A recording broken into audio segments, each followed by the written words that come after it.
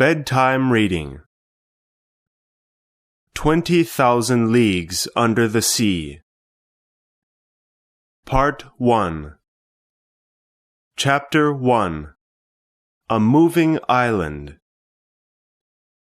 During the year 1866, the world was shocked to hear stories of a sea monster attacking several ships that passed through the oceans. The governments of many countries were quite interested in the matter. The monster was said to be much larger than a whale. Most agreed that the monster's shape was similar to that of a whale, however. Some declared the mysterious animal to be nearly 200 feet long. Others swore the monster was more than a mile long. On the 20th of July, 1866, a great ship was leaving India for Australia when it was hit by the mysterious animal and sunk into the ocean, only 5 miles off the east coast of Australia. Just 3 days later, in the Pacific Ocean, the sea animal attacked another ship. Immediately after these frightening events, people all over the world were talking about the sea animal. Newspapers continually had news stories related to the monster. Scientists, news reporters, and many others wrote many pages about their views on the newly discovered sea monster. For 6 months, people talked of nothing but the mysterious animal. During the first months of the year 1867, however, interest in the sea monster seemed to decline a great deal. People were no longer curious to read about the sea monster until the 5th of March, 1867, when another ship, Canadian, had been hit. Now, however, people began to believe this sea monster was not an animal, but rather a small island in the sea that floated to various places in the ocean. The ship, though, had not been hit terribly. It returned to its port for repairs. Had the ship hit a rock underwater? No one knew, but after a close examination, it was found that part of the ship's bottom was broken. As this ship's accident was not serious, it should have been forgotten. But 3 weeks later, another ship was again hit in the same manner. On the 13th of April, 1867, the second ship, a great British ship, was damaged after speeding through the ocean. The ship was then brought back to its port and examined. The engineers were astonished to find the same triangular hole as was in the damaged Canadian ship just 3 weeks before. The hole had been broken through the iron bottom of each ship in the same manner. This mysterious island moving throughout the oceans had easily made a hole through iron over 1 3/8 inches thick. The excitement surrounding this mysterious danger had returned. People's interest in the events became stronger than ever. Now, the monster or island was now blamed for any unhappy event that happened on sea. The mysterious danger was now connected to over 2,000 lost ships during that time. Communication between the countries of the world became more dangerous. People were now demanding that this mystery be discovered, so the seas would once again be safe. Chapter 2. Support and Resistance.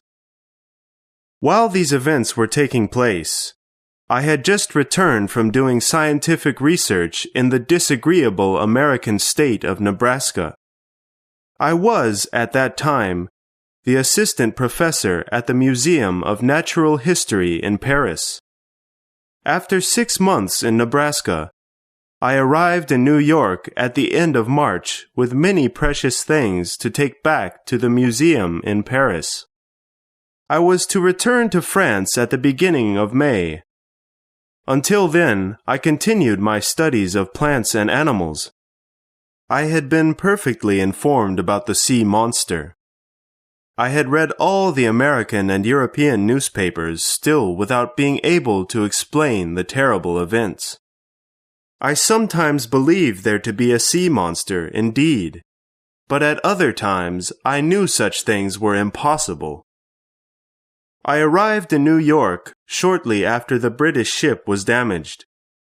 The idea of the sea monster being a floating island was soon forgotten, as the monster traveled great distances in quite a short amount of time. People now believed one of two things, that either it was a monster with great strength or a submarine with a powerful motor. Most, however, could not believe the mysterious danger to be a submarine. That one man could have such a powerful machine available was not possible. Where, when, and how was it built? And how could it have been kept a secret? Certainly, the governments of the world would have discovered such plans. Some believed it to be a weapon of war, created by a government, but this was not likely either, as it would be quite difficult to keep such a mystery a secret from envious countries, always watching neighboring nations. This would certainly be impossible. After I arrived in New York, several people asked my opinion on the mystery. In France, I had published a long book called The Mysteries of Great Submarine Grounds. This book was quite popular among other scientists of the world, and I gained a great deal of fame through its success. My advice was asked. I did not wish to speak my opinion on the matter, as I was as confused as the rest of the world, but I was forced to. At last, I decided that this mystery must be a sea animal of great strength and speed. The great depths of the ocean are still unknown to us. We have not yet discovered the greatest depth of the oceans. What animals live in those deep waters is a complete mystery to us. We do know, however, all the living types of animals of the world. We must find this animal among the sea animals we have knowledge about. I believe this mysterious animal to be a particular type of whale, massive in size, with a large tooth sticking out from its mouth, which could easily make a large hole in the iron bottom of a ship. This whale is called the narwhal. Some whales can grow to a length of nearly 60 feet. Increase its size and strength, and you obtain the mysterious sea animal that has become so dangerous. I decided that until I received further information on the matter, this was the story I would believe. My views were accepted and discussed often by other scientists, as well as by the public. The United States began making preparations for an expedition to find this dangerous sea animal. These preparations were made in New York, where a great American ship, the Abraham Lincoln, would follow the monster. The ship was immediately sent out, but after 2 months, the monster had not been seen. On the 2nd of July, however, another ship, leaving from San Francisco, California, had seen the animal 3 weeks before while on its journey to Shanghai.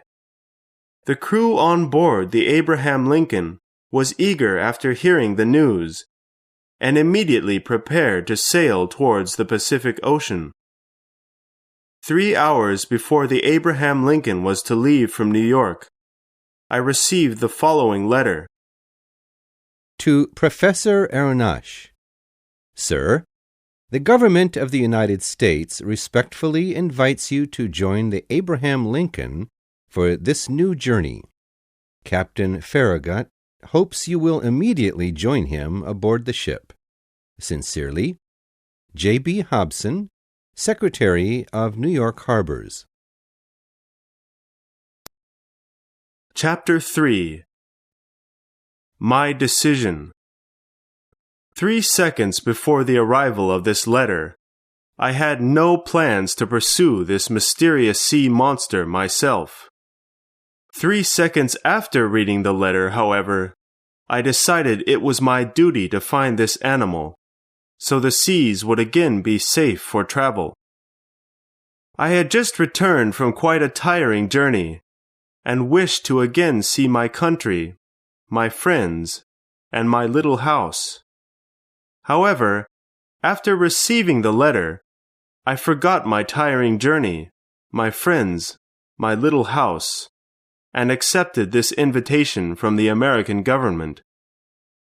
Besides, thought I, all roads lead back to Europe, and the sea animal may be friendly enough to hurry me towards the coast of France. Perhaps the animal will be caught in the seas of Europe. Conseil, I called to my servant, in an impatient voice. Conseil was my faithful servant, who traveled with me on all my visits. I liked him, and I believe he liked me.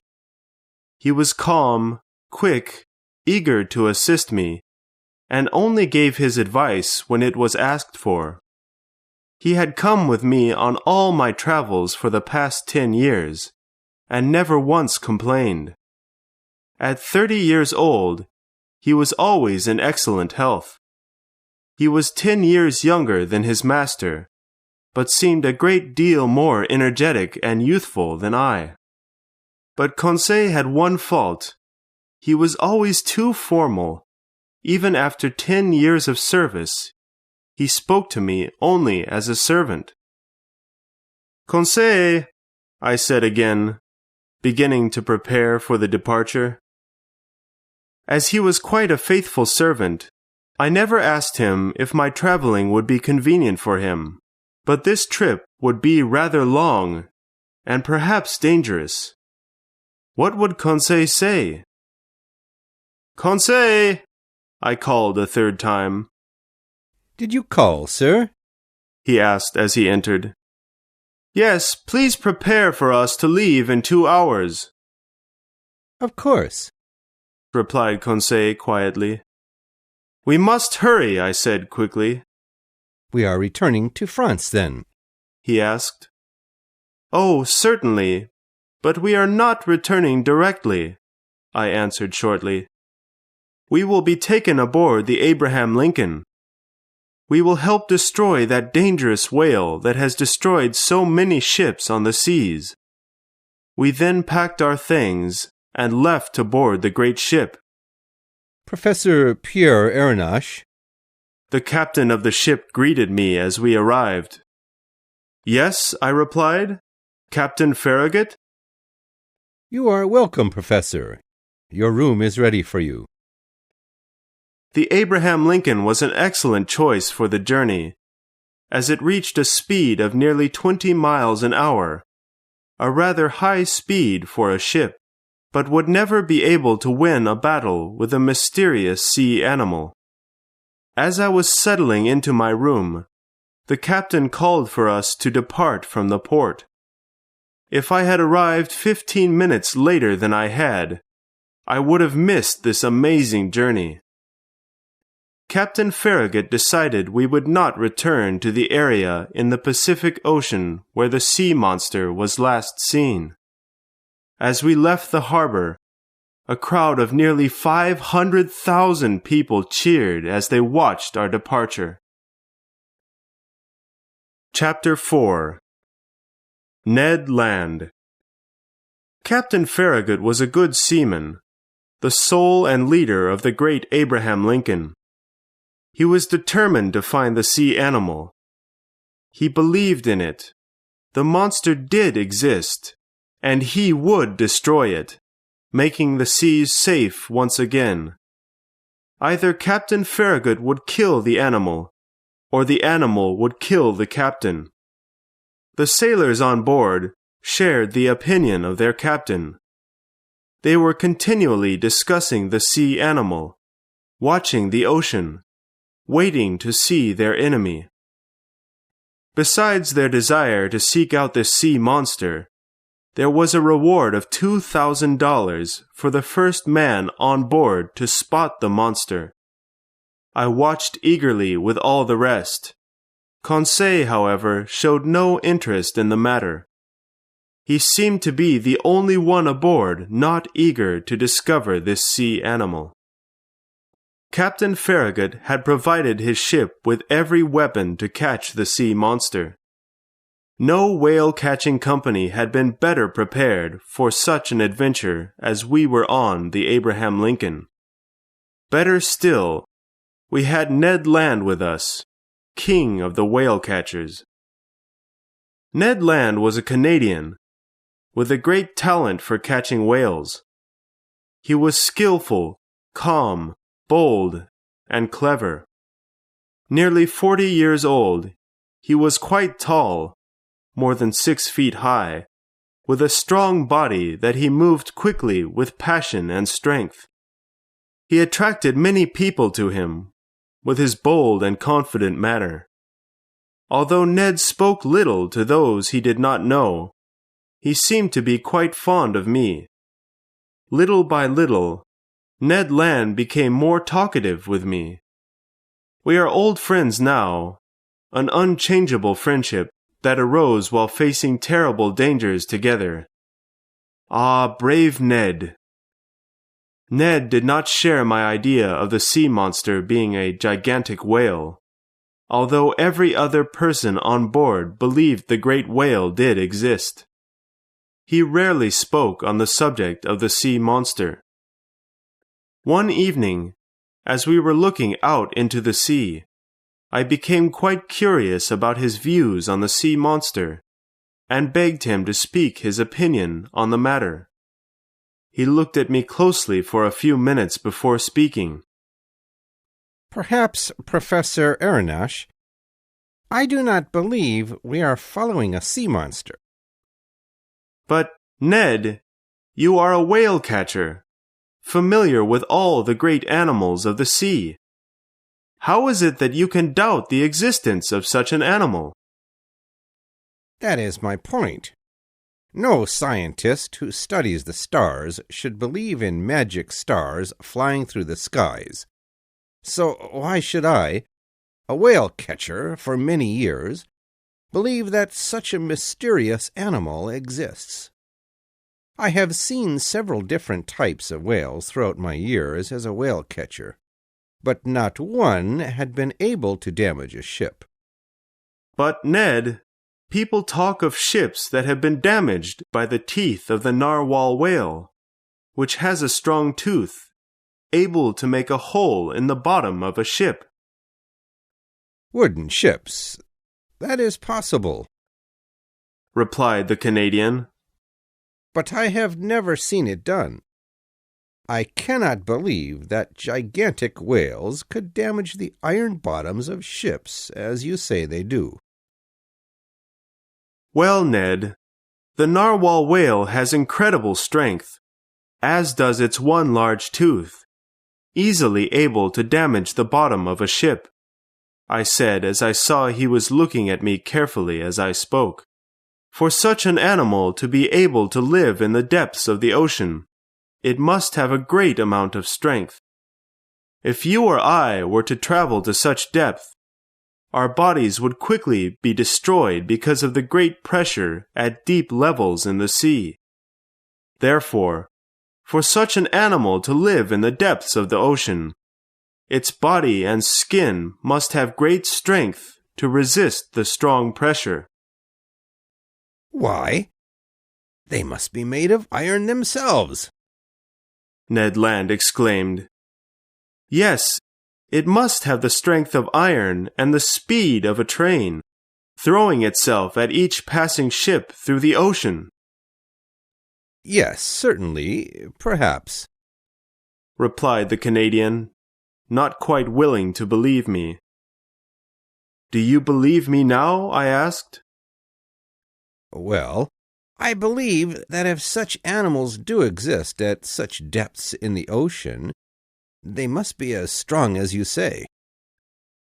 But if they do not exist, then how do you explain the many ships that were damaged as they passed through the seas? Chapter 5. An Adventure. For quite some time, the voyage of the Abraham Lincoln had no incidents. But on the 30th of June, the ship met a crew of American whale catchers, following a great whale. They begged Ned to go on board to help them catch the whale they had in sight. Our captain agreed to let him go aboard their ship, as we would now see Ned's great skill as a whale catcher. Ned, instead of only catching the one whale in sight, caught another as well. Every man on board was watching the seas carefully day and night, in hopes of receiving the award of $2,000.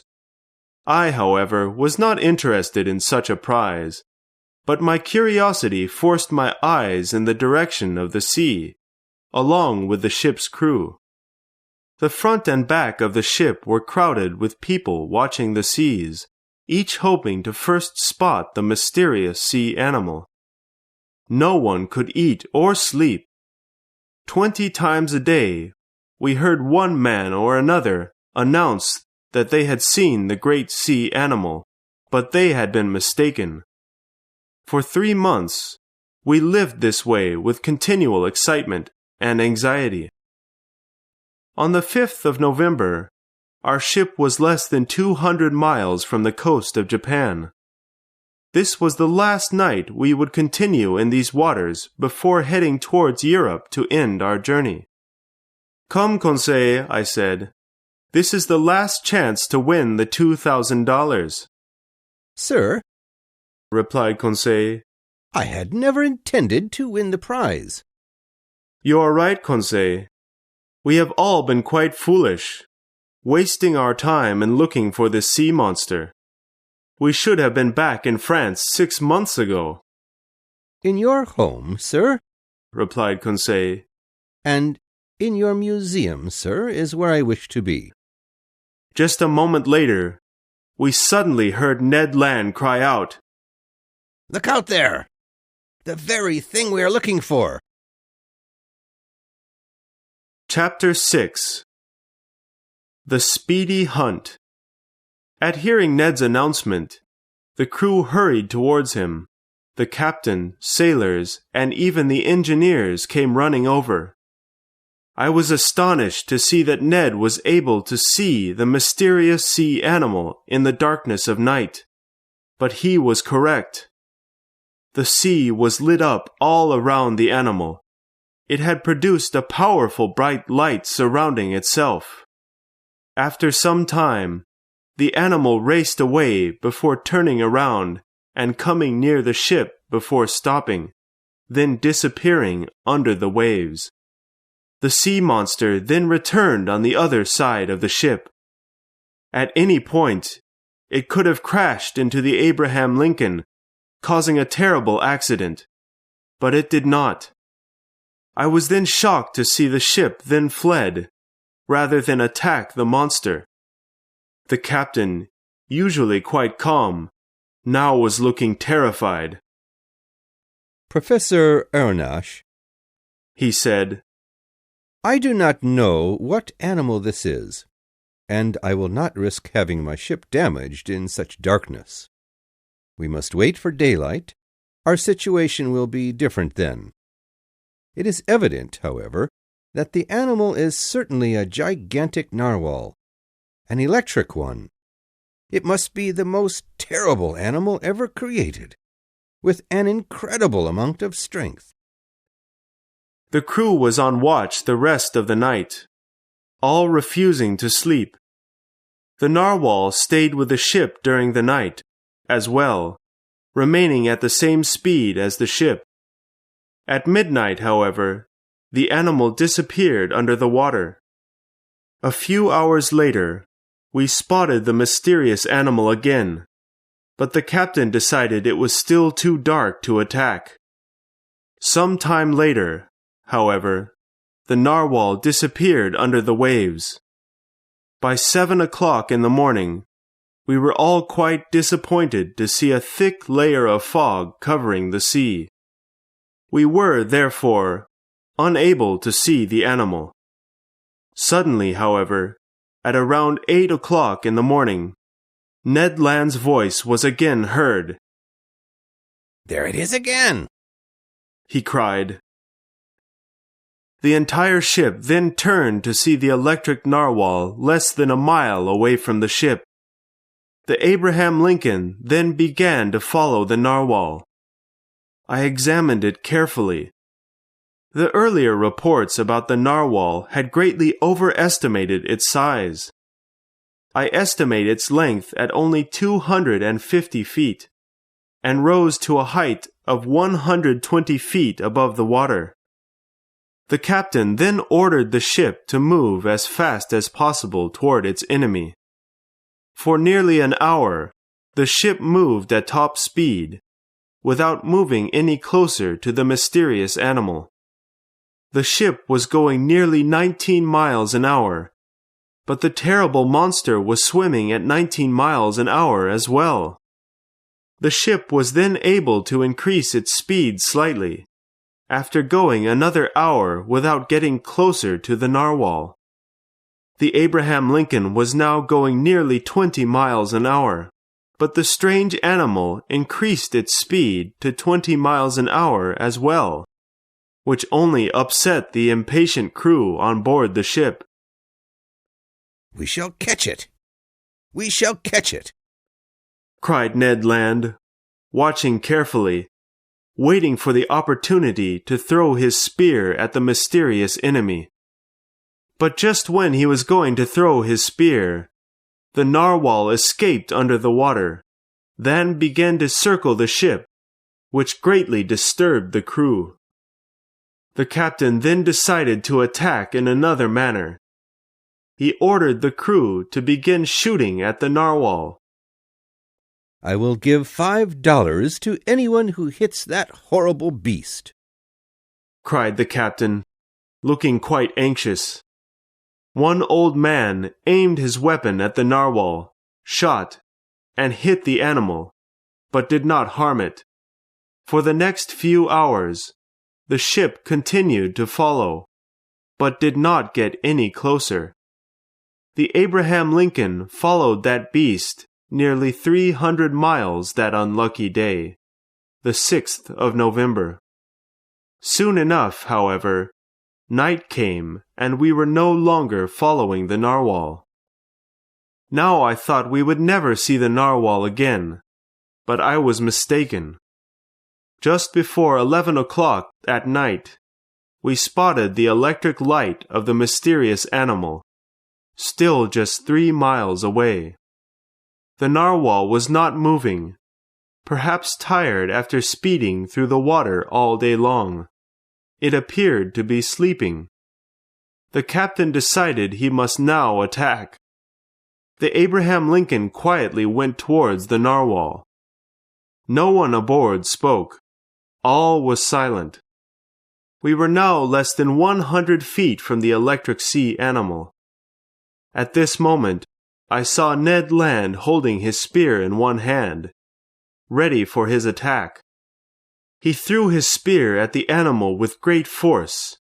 As it struck, a sound of metal hitting metal was heard. Then, a terrible shock followed, and I was thrown into the sea. Chapter 7. An unknown type of whale. I was astonished to be thrown into the sea that I did not realize I had gone down nearly 20 feet underwater. I am a good swimmer, and quickly reached the surface of the water to look for the ship. Had the crew seen me disappear? Would I be rescued? Darkness was all around. I saw a dark object leaving to the east. It was the Abraham Lincoln. I was lost. "Help! Help!" I shouted, swimming towards the ship. My clothes were heavy on my body, and kept me from swimming quickly. I was sinking, I couldn't breathe. Help! My mouth then filled with water and went underwater before suddenly feeling a strong arm carry me to the surface again. If Master would hold on to my shoulder, Master would swim much easier. I quickly grabbed his shoulder. Is it you? I asked. Yes, Conseil answered. Were you thrown into the sea as well? No, but after I saw my master fall into the sea, I followed him. And the ship? I think my master should not think about the ship any longer. Conseil responded calmly. The ship was terribly damaged by the monster's teeth. Then we are lost, Perhaps we are. Conseil answered.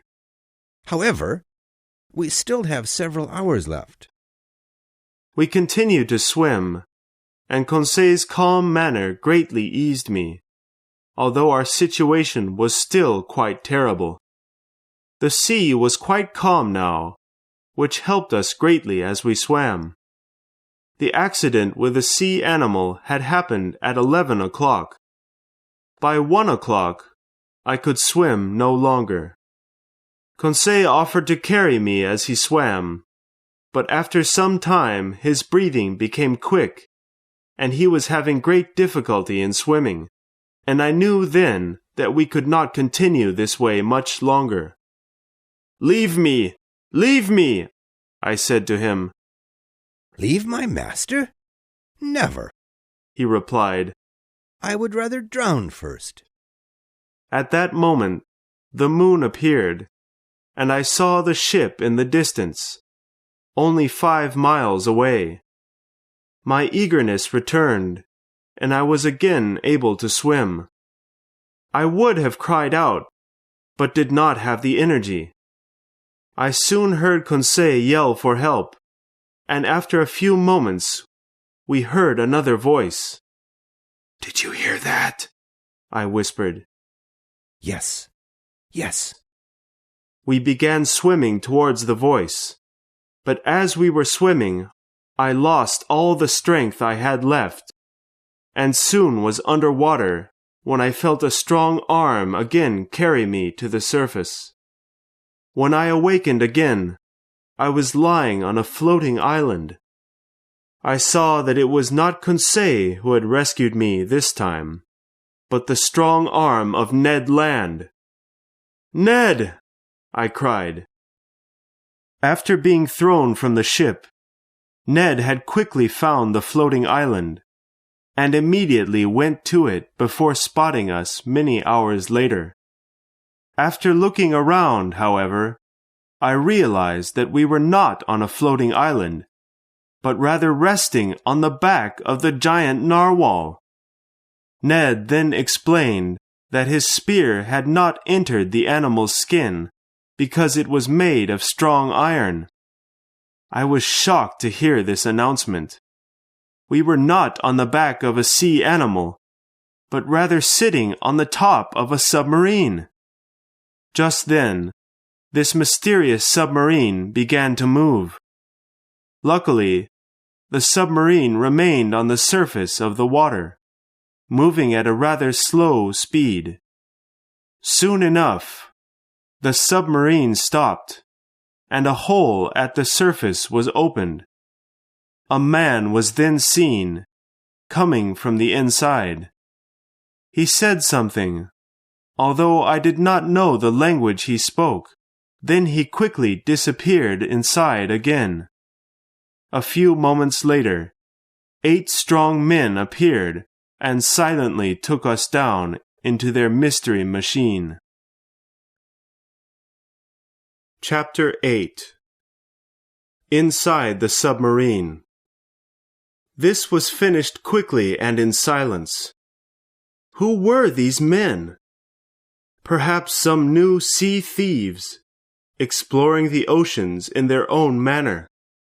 Just as we were safely inside, the opening was closed, and we were again surrounded by darkness.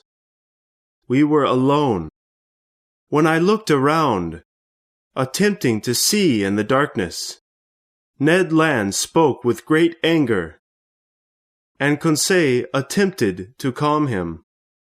After waiting in the darkness for nearly half an hour, light suddenly appeared all around us. The same electric light I had seen surrounding the submarine. A door was then opened, and 2 men walked into the room. One was short, very muscular, with thick black hair on his head. He looked to be from southern France. The second stranger I will explain in more detail. He had calm confidence with intelligent black eyes, pale skin, and a tall, strong body. Whether this person was 35 or 50, I did not know, but he was the most self-assured person I had ever seen, with the look of a strong leader. The taller of the two, the leader, examined us quietly for a few moments before saying something to the other stranger. I did not understand a word of their strange language. After speaking for a few moments, they both stared at me in silence. I then told them in good French that I did not know his language, but they seemed not to understand me, and I became quite embarrassed. "Perhaps if Master told them our story," said Conseil, "the gentleman would understand the words."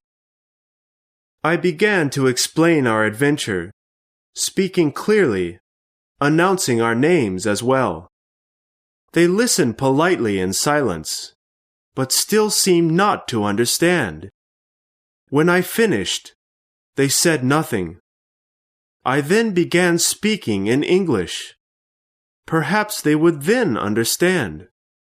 Ned then continued the explanation in English, but the men still said nothing. Conseil then offered to tell our story in German, but the men still did not understand. I attempted an explanation in Latin, but they were silent. The 2 men, after a few moments of silence, spoke a few words in their mysterious language before leaving the room again. "We spoke to those men in French, English, German, and Latin, and they were rude enough not to respond once," Ned exclaimed after the 2 men left the room. "Calm yourself," I said to him. "Anger will not help us now." "But, Professor, do you not see that we will soon die of hunger in this prison?" Ned responded. "We must not worry yet," I said. "We must wait. We still know nothing about the captain of this submarine." "I believe him to be our enemy," Ned replied angrily. "We still do not know, nor do we know where they come from. The 2 men look to be from southern Europe. Perhaps they are Spaniards, or even Arabians or Indians. Their language must be quite difficult for us to understand." "That is the disadvantage of not having one language used around the world," said Conseil. Just then, the door opened, and a new man brought us clothes and coats. I did not know what the material was made of, but we were quite content to have warm clothes. While we changed clothing, the man brought in our meal, on high-quality plates of silver. The table looked like the dining room of a grand hotel. The dishes were all excellent, but I could not recognize what we were eating. During the meal, I noticed that each spoon, fork, knife, and plate had a letter and a phrase carved into it, mobilis in mobili. The letter N was certainly the first initial of the name of that mysterious captain who had come in to examine us. The phrase, mobilis in mobili, comes from Latin, meaning changing within change. Ned and Conseil ate their food quickly, as did I. I was then a bit more relaxed, as I realized these mysterious men were not going to let us die of hunger. After finishing our meal, we were ready for sleep. I shall sleep well tonight, said Conseil. So shall I, replied Ned Land. My two friends were soon asleep on the floor, but I was still too concerned with our situation to sleep. Where were we? What machine were we now inside? Perhaps in the depths of the ocean. Chapter 9. Ned Land's Anger.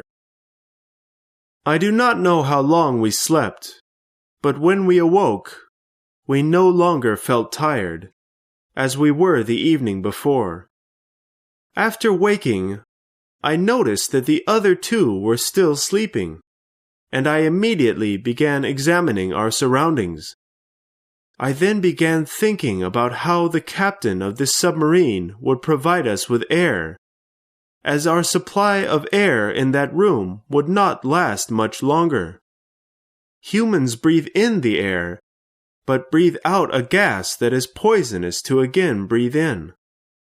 As the room's air supply was used, it filled with the poisonous gas we breathed out.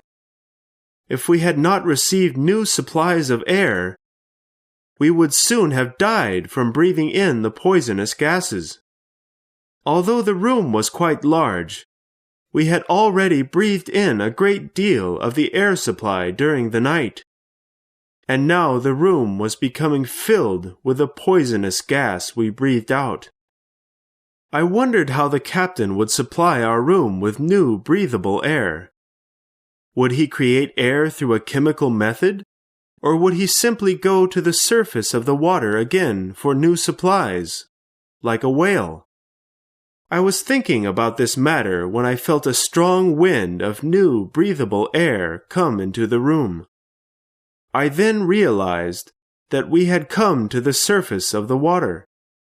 I soon discovered that the air was coming into the room through a pipe in the wall.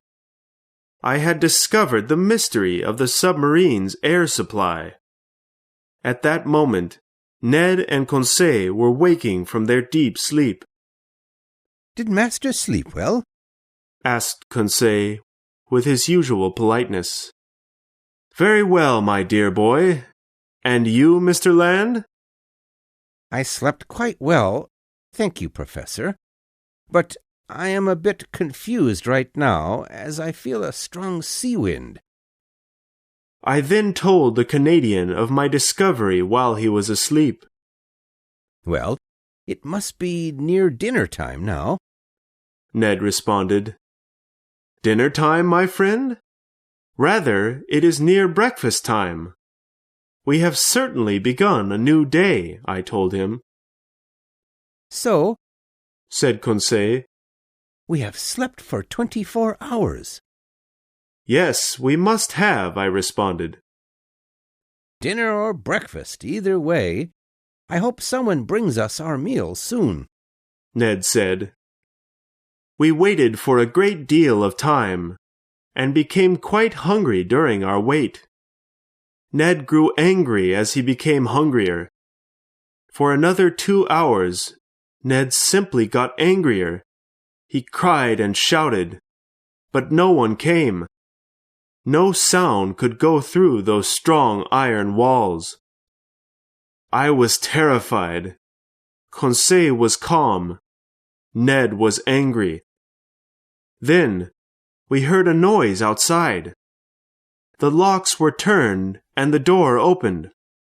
Someone came in, but just as he entered the room, Ned Land jumped up and put both hands around the man's neck. Ned was holding his neck tightly, so the man could not breathe.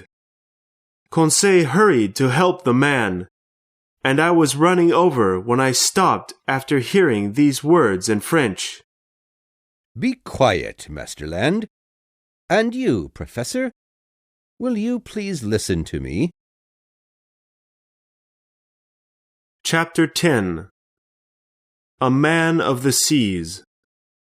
It was the captain of the submarine who spoke these words.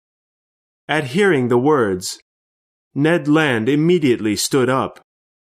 After a few moments of silence, the mysterious captain spoke again. "Gentlemen," he said in a calm voice, "I speak French, English, German, and Latin equally well.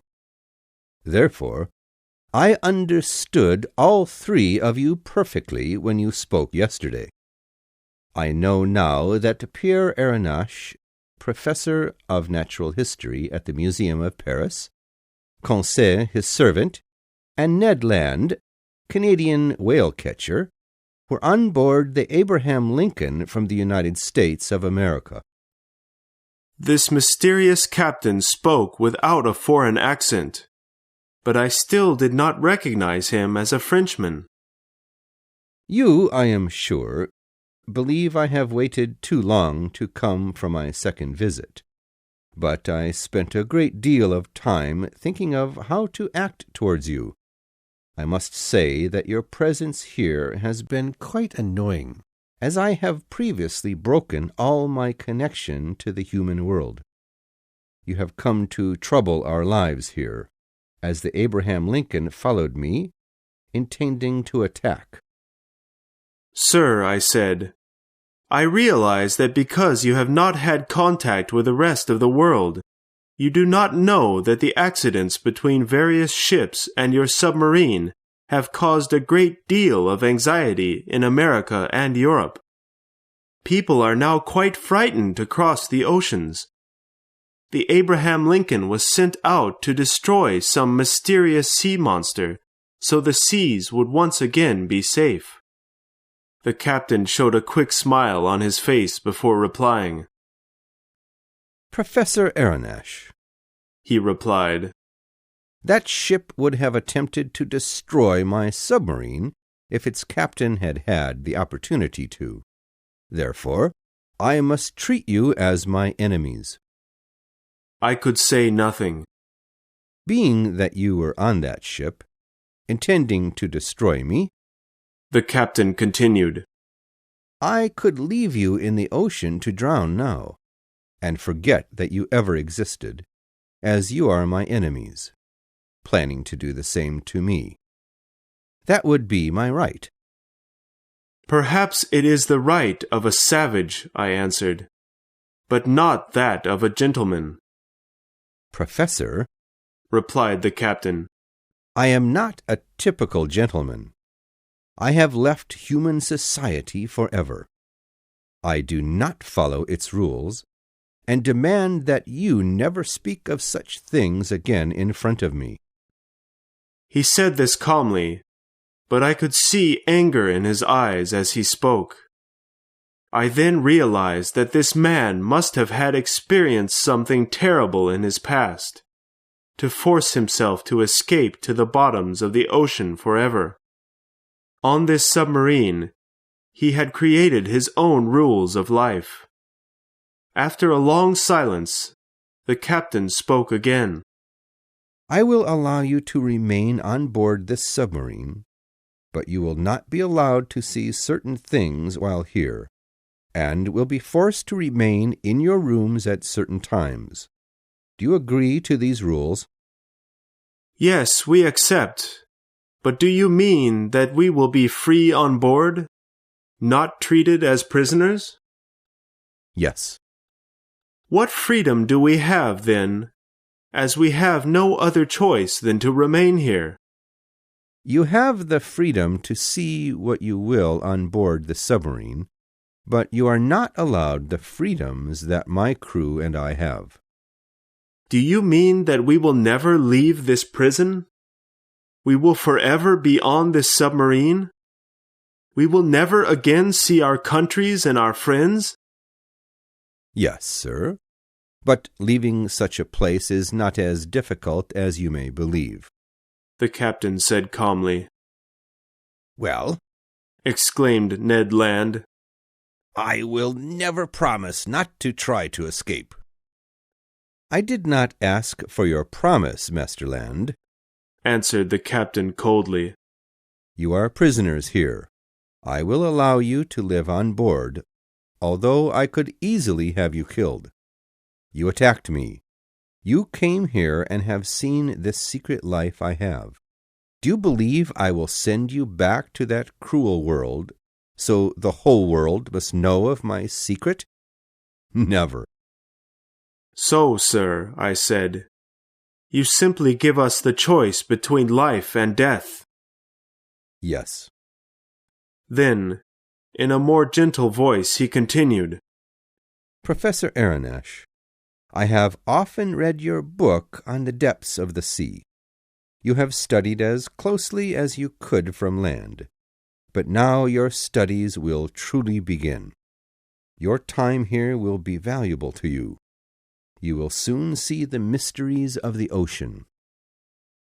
I was rather curious at hearing these words, and forgot for a moment that I was still a prisoner. Well, what shall I call you then? I asked, unable to say anything more. Sir, replied the captain, you will know me only as Captain Nemo, and I will know you and your companions only as passengers on the Nautilus, my submarine. Captain Nemo then ordered Conseil and Ned Land to their room, where a meal would be waiting for them.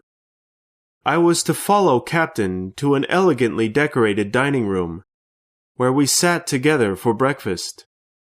The plates on the table were priceless treasures, as well as the paintings on the wall and the furniture of the room.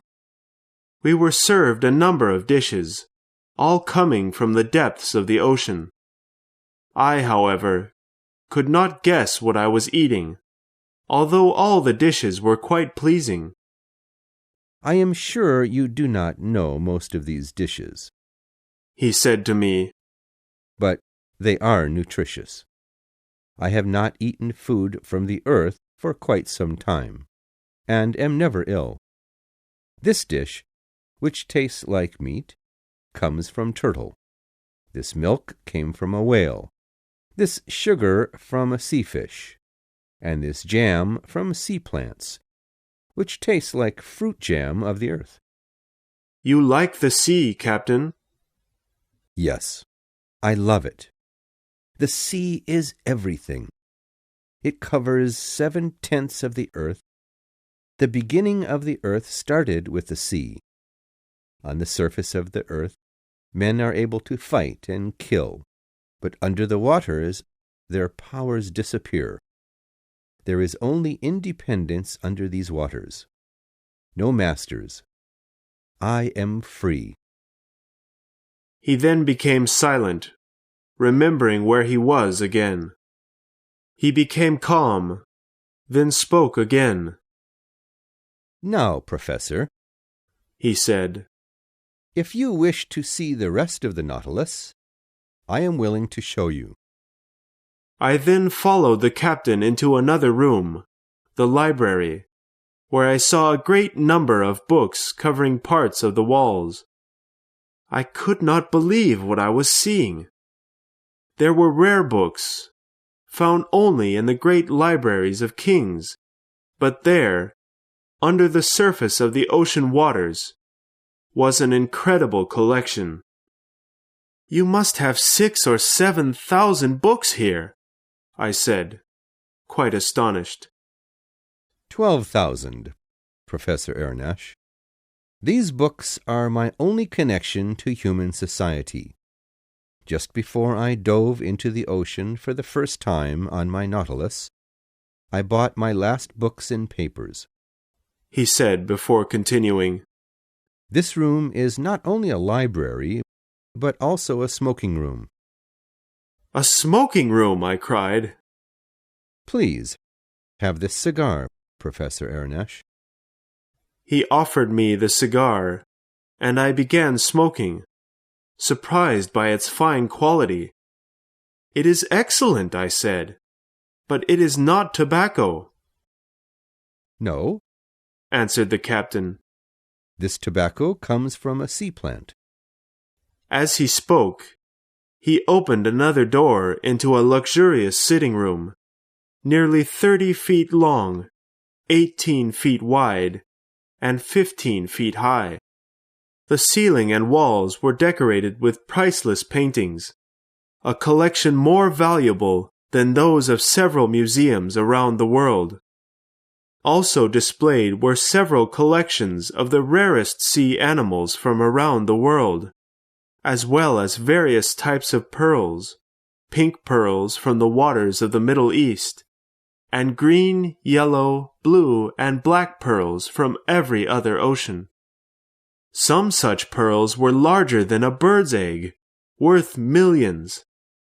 Captain Nemo must have spent a great deal to have such a collection. But just as I was thinking about this, he began to speak. I see you are examining my collection of pearls. I have collected each one with my own hand, and I have researched every sea on this earth. No museum on earth has such a collection as you have. But I still must see how this amazing Nautilus is able to travel to such mysterious places. You will soon discover the mysteries of this submarine. But first I must show you to your room, which is next to mine. He then took me to an elegant room, with a bed and several other pieces of furniture. The captain then showed me his room, which had nothing but a small iron bed and a table, with no comforts, only the necessary furniture. He then asked me to sit down, and he began to explain the mystery of the Nautilus. Chapter 11. All by electricity. There were instruments hanging on the wall of his room, as well as in the other rooms of the submarine, showing its location and direction. Nearby were the other instruments, the thermometer, giving the temperature inside the submarine, and a barometer, explaining the pressure within the Nautilus, whether on the surface of the water or in the depths of the ocean. And these instruments here, he explained, are used to control the lights, the warmth within the submarine, and are the most important element of the Nautilus. In short, they are used to control electricity. Electricity? I cried in surprise. Yes, sir. I use the chemicals found in seawater to create the electricity. I depend upon the seawater to produce the electricity, and the electricity gives heat, light, motion, and life to the Nautilus. But not the air you breathe? Oh, I could easily create the air from separating the chemicals that make up water. But I have no need to, as I often go to the surface of the water, and I have a great deal of air stored, if I am unable to come to the surface quickly. It is incredible, Captain. We have not finished, Professor Aronnax. You still have not seen the back of the Nautilus. At the front of the submarine, I saw the dining room, nearly 15 feet long, separated from the library, which was also 15 feet long. Then came the large sitting room, 30 feet long, which was separated from the captain's room, about 15 feet in length, and mine almost 8 feet long, and last, a room filled with stored air, about 23 feet in length. In total, the front of the submarine was nearly 105 feet long. The doors were all tightly shut, if there was ever a leak in one of the rooms. I followed the captain to the center of the submarine, where we came to an iron ladder. I asked the captain what was on the second level, and was told there was a small boat there. What? You have a boat? I exclaimed in surprise. Of course. It's an excellent boat. used for fishing or for pleasure. Captain Nemo replied calmly. This boat is attached to the top of the submarine, which can easily separate itself from the rest of the Nautilus, allowing the boat to go to the surface while the submarine remains far below. But how do you get back on board the submarine? I do not come back, Professor Aronnax. The submarine comes to me, as there is an electric wire connected to the boat, and I send a message through the wire when I wish for the Nautilus to come to the surface. Really? I said, quite astonished. Nothing could be simpler. After passing the stairs leading to the platform, from which we had first entered the submarine, we came to Conseil and Ned's room, nearly 6 feet long, where they were happily eating their breakfast. Then, a door opened into a kitchen 9 feet long. There, I observed that electricity was used for all the cooking and the making of drinking water. Near the kitchen was a bathroom, complete with hot and cold water. Next to the kitchen was a large sleeping room, nearly 16 feet long, with several beds. I then realized there must be a great number of men aboard the Nautilus. Next was the engine room, which had been created by Captain Nemo himself. This room was over 65 feet long, divided into 2 parts, one for producing electricity, and the other for directing the submarine. I examined the various machines carefully, hoping to fully understand how the submarine worked. The captain then explained in great detail the various machines and each one's purpose. I soon discovered that the maximum speed of the Nautilus was nearly 50 miles an hour. I had several questions to ask, so the captain and I returned to the sitting room to discuss the incredible sea machine in greater detail. Chapter 12. Explanations.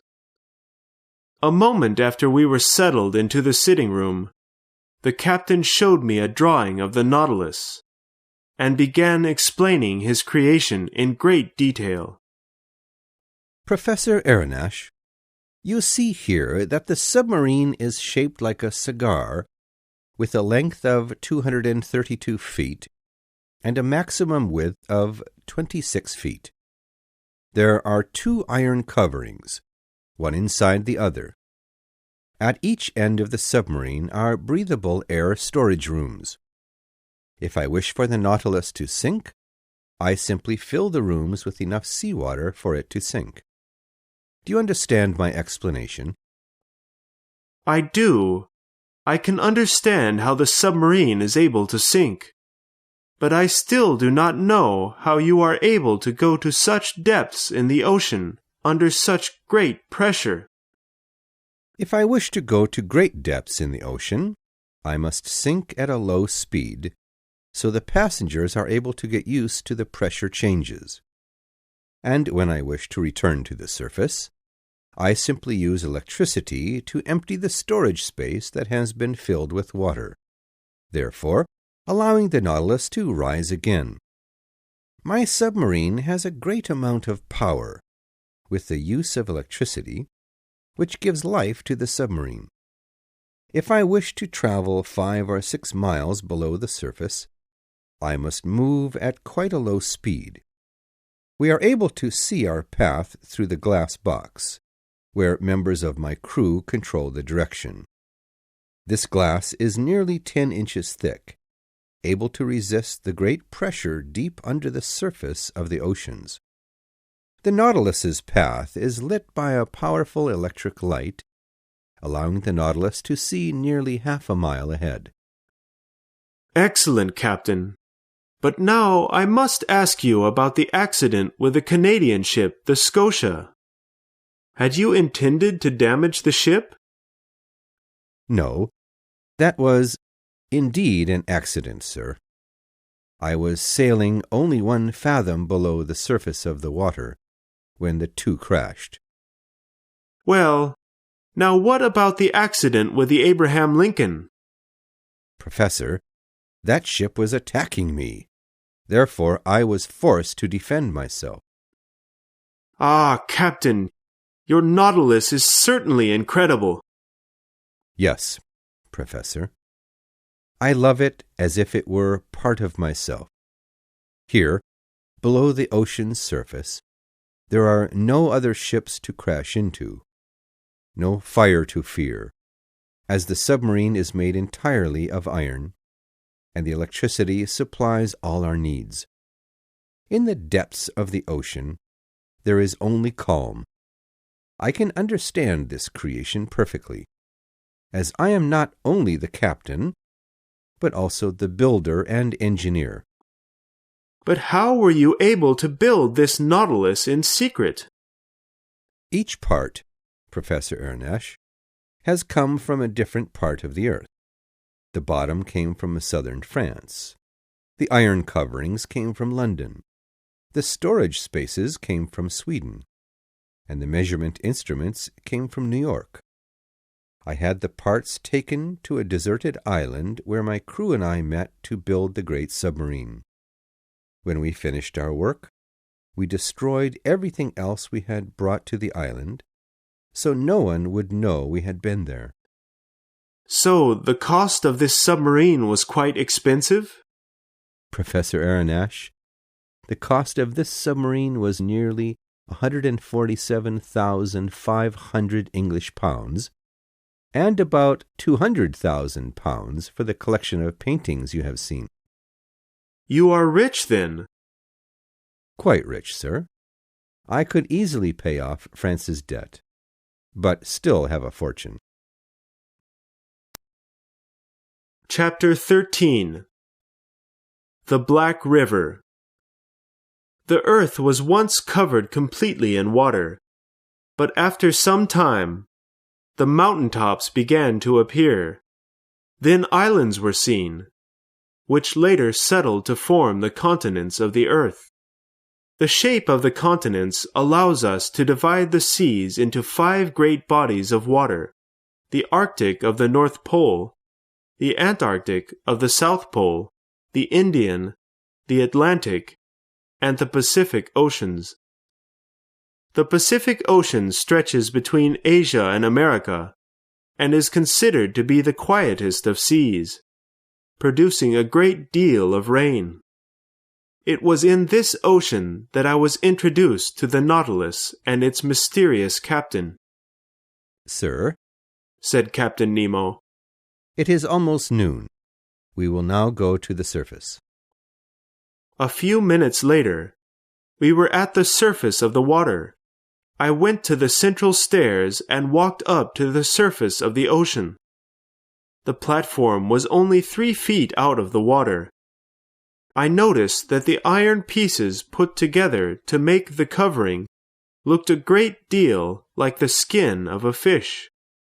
I now understood why so many ships that had seen the Nautilus thought it to be a great sea animal. The sea was beautiful. I could see nothing but the ocean, no islands or ships. A great desert of water. Captain Nemo came to the surface to take observations on our location. I looked at the sea near the Japanese coast one last time before returning into the submarine. And now, sir, I must attend to the Nautilus and my crew, so I must leave you, said the captain. We are currently 26 fathoms below the surface of the ocean. Here are maps of the oceans of the world, and now I must go. For the next hour, I could think of nothing but what Captain had told me that morning. I began examining one of the sea maps, showing the various sea rivers of the earth. The sea has large rivers, just as the continents do. These waters are known for their direction, temperature, and color. There are 5 main sea rivers of the earth, one in the North Atlantic, a second in the South Atlantic, a third in the North Pacific, a fourth in the South Pacific, and a fifth in the Southern Indian Ocean. On one of the maps, the captain had shown me our location, flowing toward the northeast in one of the many sea rivers, called the Black River. I was examining this map when Conseil and Ned Land walked into the sitting room. They were shocked at what they saw. "Where are we?" exclaimed the Canadian. "In a museum in Canada?" "No, my friends," I answered. "You are not in Canada, but rather on the Nautilus, 150 feet below the surface of the water." "But, Professor Aronnax," said Ned Land, "can you tell me how many men are on board? 10, 20, 50, 100? "I do not know, Mr. Land, but we should not attempt to escape right now, as we know very little about the Nautilus and its crew and captain. This submarine is an incredible invention, and we should explore this wonder while we have such an opportunity." "See?" exclaimed the Canadian. "But we can see nothing in this iron prison." Just after Ned Land spoke these words, the room became dark. We then heard the sound of doors sliding, and were astonished to see the sea on each side of us, lit up by the electricity from the Nautilus. We could see for nearly a mile ahead. I cannot describe the beauty I saw through that glass. The 3 of us stood in silence, unable to take our eyes away from the sights of the sea. For the next 2 hours, we watched as the Nautilus was followed by a number of sea creatures, all attracted to the submarine by its powerful electric light. Suddenly, however, there was light again in the sitting room, and the iron doors closed, and we could no longer watch the sea animals pass by. I expected Captain Nemo to return, but he did not. It was now 5 o'clock. Ned Land and Conseil returned to their room, and I soon returned to mine. My dinner was ready. Chapter 14. New Methods Introduced. The next day was the 9th of November. I awoke after a long 12 hours of sleep.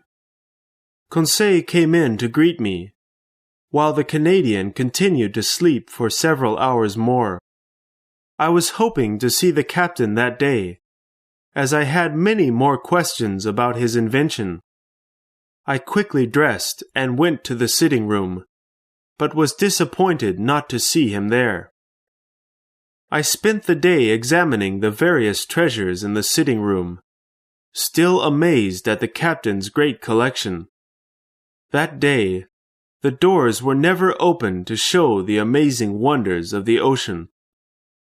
The next day, the 10th of November, I still had not seen the captain. We were surprised that he still had not come to see us. Was this man ill? Although we never saw the crew of the submarine, we could not complain about our situation. We were fed well and treated with respect. Early in the morning on the 11th of November, I felt the wind from the sea coming into the submarine. I then knew we were on the surface. I quickly went to platform, hoping to see the captain. No one was there, however. It was 6 o'clock in the morning. The sea was calm and the sky was cloudy. I soon returned to my room. 5 days were spent in this manner. Every morning I went to the platform, hoping to see the captain. But he never appeared. On the 16th of November, however, I received a note from the captain. To Professor Aronnax, 16th of November, 1867. Captain Nemo invites Professor Aronnax on a hunting expedition, which will take place tomorrow morning in the forests of Crespo Island. He hopes the professor will be able to join him. Captain Nemo. A hunt? Exclaimed Ned. So the captain plans to go on land? Yes, it seems he will, I said, reading the letter again. Well, we must accept this invitation, said the Canadian. When we are on land, we will know better what to do. We then went to the map to see our location. We had traveled 1,800 miles from our starting point. I then spotted the tiny island of Crespo, where we would begin a hunting trip.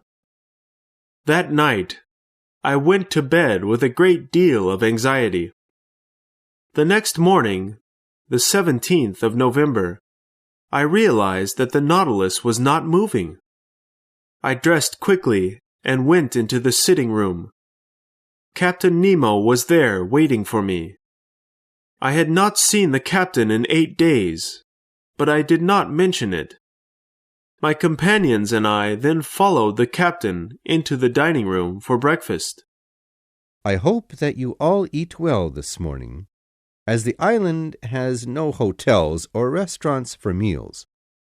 We will not eat again until very late in the evening, he told us as we sat down to eat. I am pleased to see that you do not think I was crazy when I invited you for a hunting trip in the sea. A man can live in the water if he brings along breathable air, carried in a tank on his back. The tank is filled with air under pressure, used to supply him with breathable air through his walk in the sea. We will be using such tanks for our hunting trip. The tanks I have are able to supply us with air for 9 or 10 hours. But how will you light the path at the bottom of the sea? I asked. We will have electric lanterns with us to light our way. Our weapons for hunting will be air guns, which fire balls of air under great pressure.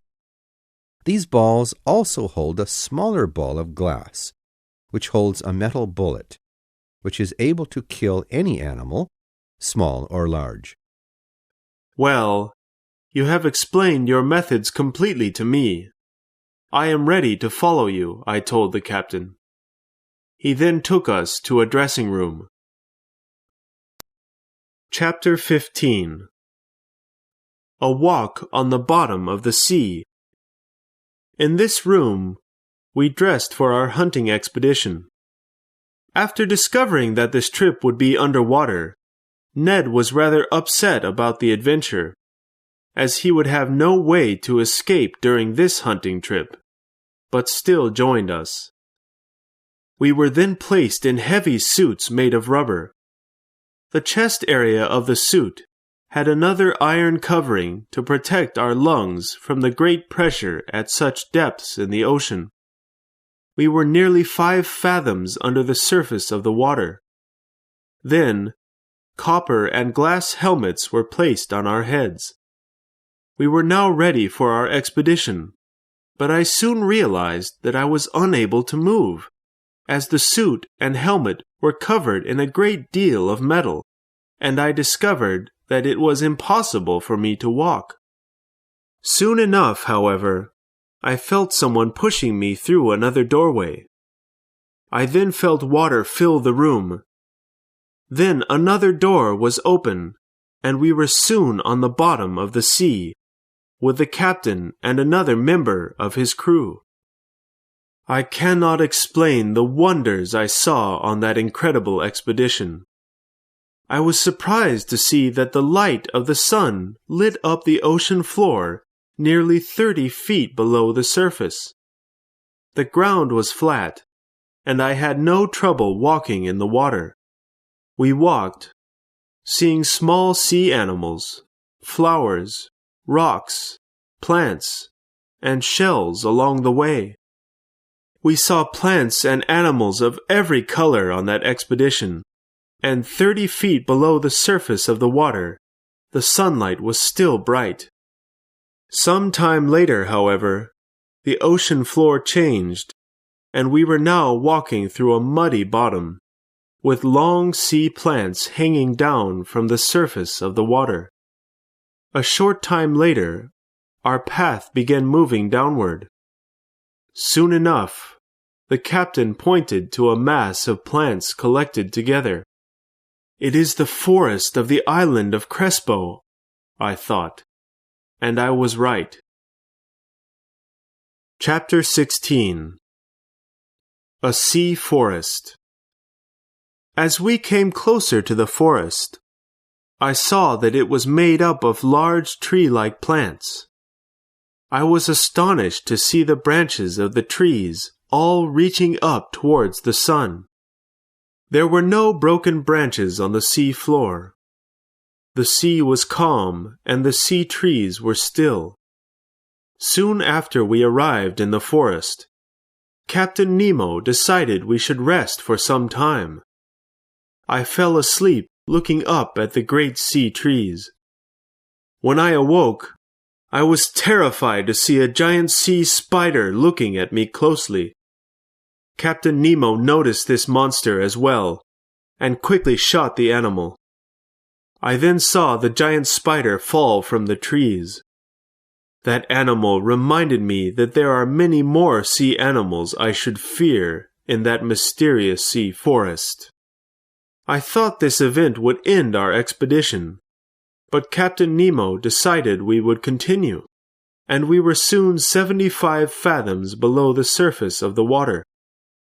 Captain Nemo turned on the electric lantern, which soon attracted a number of sea animals, curious to see where the light had come from. After a few more hours of walking, we came to a wall made up of rocks. It was the Earth. Here was the beginning of the island. We then began our return to the Nautilus. This new path was quite steep, making the walk rather painful. I then heard the captain shoot his gun, and a large sea animal ahead of us then fell to the ocean floor. Captain Nemo then put the great animal over his shoulder, and we continued our journey. After another 2 hours of walking, I was horrified to see 2 sharks nearby. They were terrible-looking animals, with iron jaws that could easily crush a human. Luckily, these terrible monsters did not see us as they swam by, as sharks have terrible sight. Half an hour after, we arrived at the Nautilus. The outer door had been left open, and we entered. Captain Nemo then let the water escape, and the room was soon empty of water. The inside door was opened, and we were taken inside. There, our suits and helmets were taken off, and we returned to our rooms for food and sleep. I thought about our incredible adventure for the rest of the evening until I fell asleep. Chapter 17. 4,000 Leagues Under the Pacific Ocean.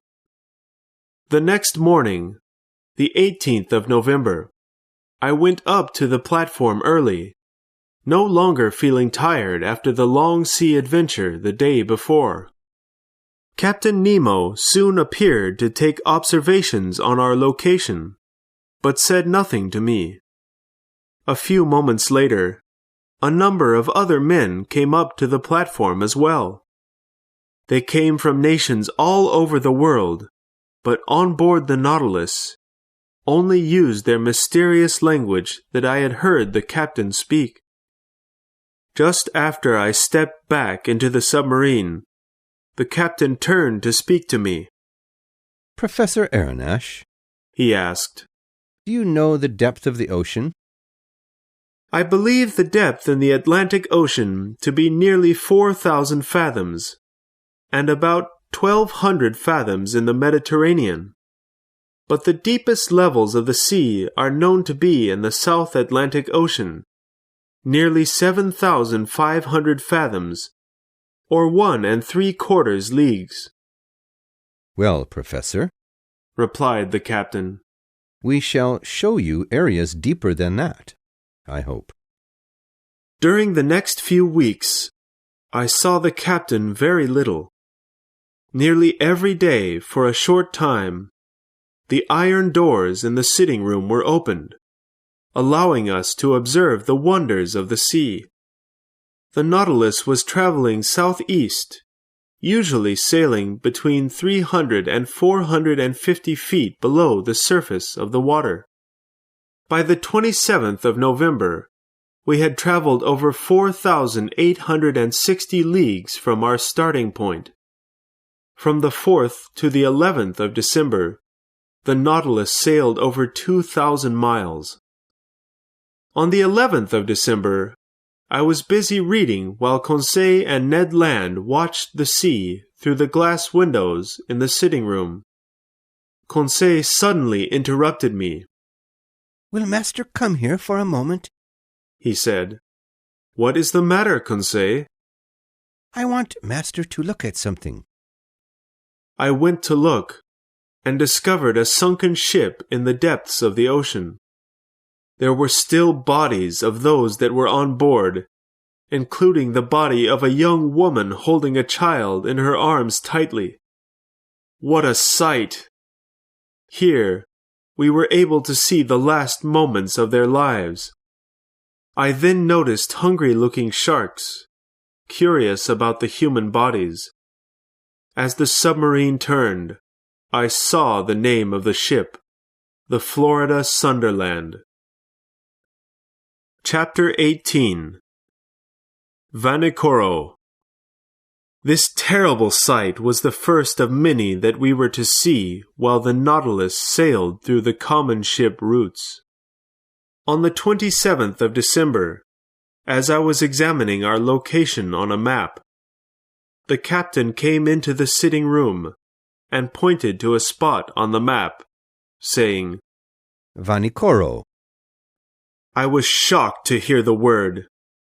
This was the name of an island off the coast of northern Japan, where explorers had been lost in the late 1700s.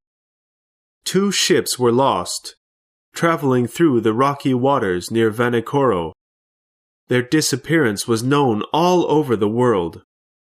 The leader of the explorers was a Frenchman. Some time later, the French government sent another ship to the area to discover what had happened. They arrived on the island of Vanikoro to find out from the natives of the island what had happened. At first, the natives refused to speak, fearing the strangers. The explorers soon befriended the natives, however, and discovered that the first explorer had reached the island of Vanikoro after his ship had sunk, after which he built another small boat before again disappearing on the sea. So, no one knows what had happened to that mysterious boat he built on the island? Asked the captain with a smile. No one knows. Captain Nemo said nothing, but walked to the sitting room where the iron doors were opened. I found the spot where that boat was lost, the captain told me with a smile. Chapter 19. Torres Straits.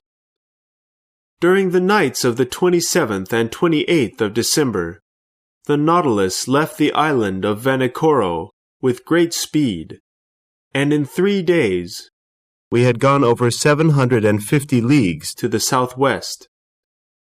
Early on the 1st of January 1868, Conseil came up to the platform to wish me a Happy New Year. What? Well, thank you, but I do not know if this is indeed a Happy New Year.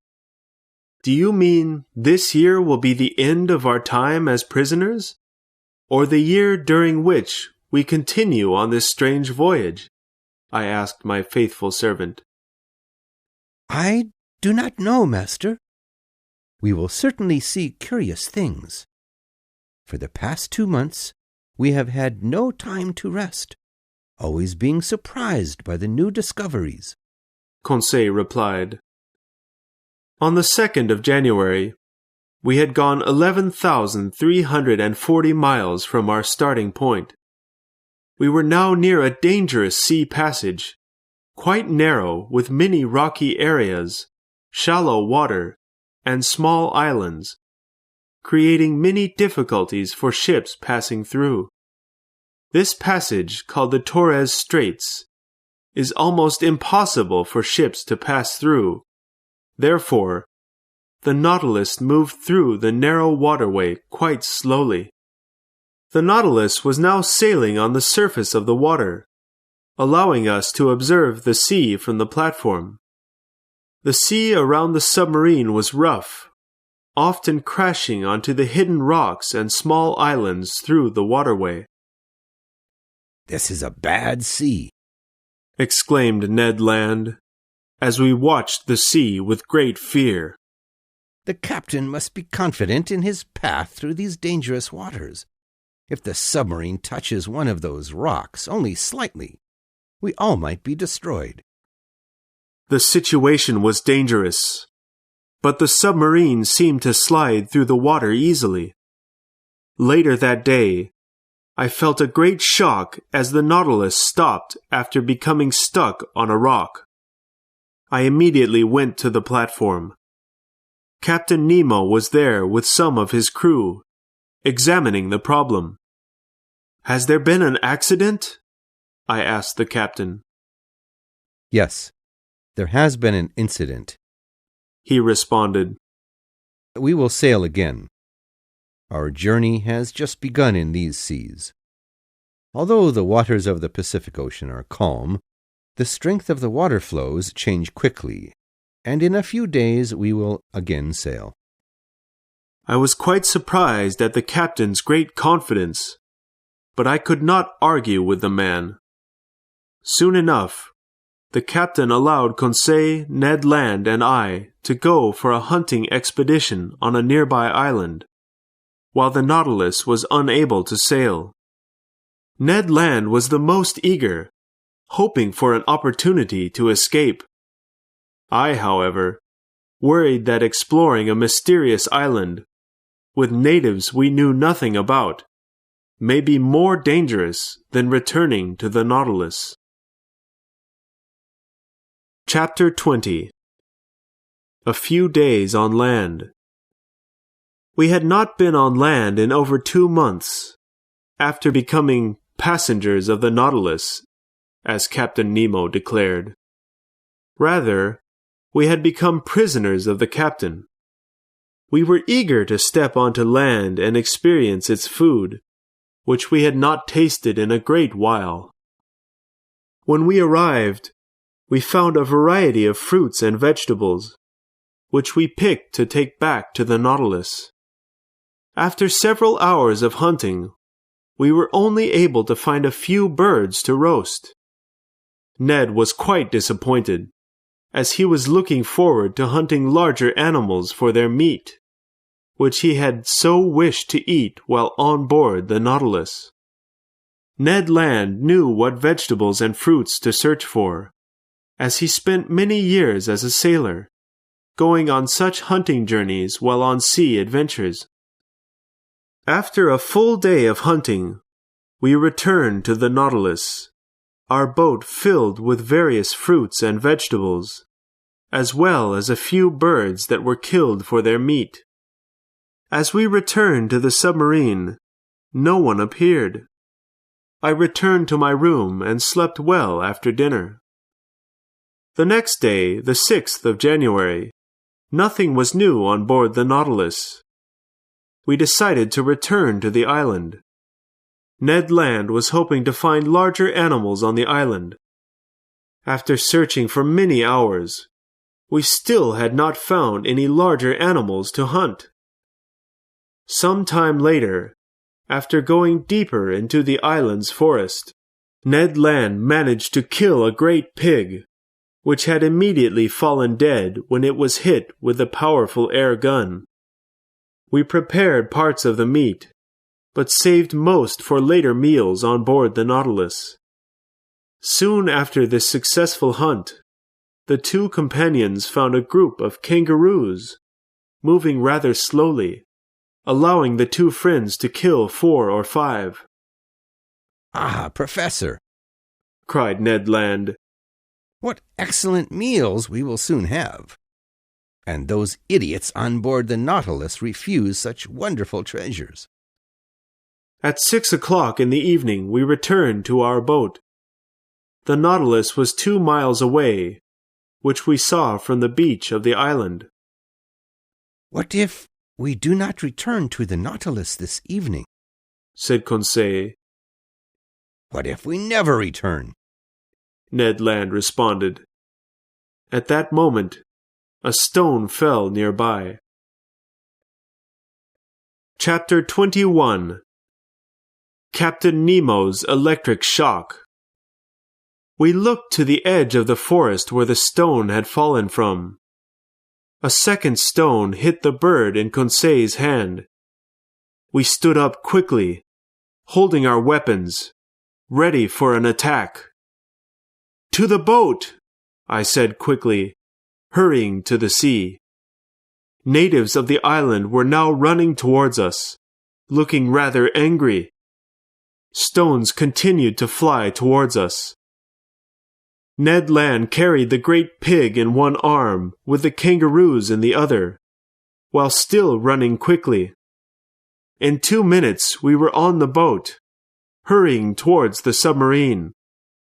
Soon enough, 100 island natives ran into the water, screaming and throwing rocks as they followed us. In 20 minutes, we were back on the Nautilus, but could see no one else on board. I then went to the sitting room where I found Captain Nemo. "Captain," I said, "there are nearly 100 natives of the island coming towards the submarine." Professor Aronnax, replied the captain calmly. "There is no reason to fear an attack from them." He said nothing more. I returned to the platform and watched the natives waiting for our return to the beach. The next morning, the 8th of January, at 6 o'clock, I went up to the platform. The natives were there, but now had between 500 and 600 people together. During the day, they remained on the beach, gesturing for me to return. I declined this invitation, however. Ned Land was quite disappointed that we were unable to return to the island for more meat treasures. At 11 o'clock in the morning, the natives were still on the beach, although I had not seen them with any boats. Some minutes later, however, several boats filled with the natives surrounded the Nautilus. For some time they waited, confused at seeing this mysterious ship, not looking like the usual ships that passed through. Soon the natives moved closer, now shooting arrows at the Nautilus. I went down to the sitting room, but no one was there. I then went to the captain's room to explain the troubling situation. "Ah," said the captain.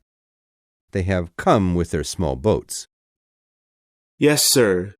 They may soon enter the submarine if we do not lock the door to the platform." "Well, sir, let them come in. I have no reason not to allow them in." I then followed the captain to the stairs leading to the platform, just as the natives were stepping on to the submarine. "Come, and you will see," he said to me. 20 horrible faces appeared, but the first who placed his hand on the stair rail suddenly screamed and ran back to the platform. 10 of his companions did the same, and were shocked by the electricity of the stair rail. Ned Land ran to the stair rail, attempting to defend the submarine, but was shocked as well. "I have been shocked," he cried. This explains all. It was not a stair rail, but rather a thick wire with electricity flowing through. Meanwhile, the natives quickly returned to their boats, too hurt and frightened by the mysterious ship. At that moment, the sea water began flowing more quickly, and the Nautilus was soon floating in the water again. The speed was slow at first, but increased, sailing on the surface of the ocean, and was soon out of the Strait of Torres. Chapter 22. Dreams.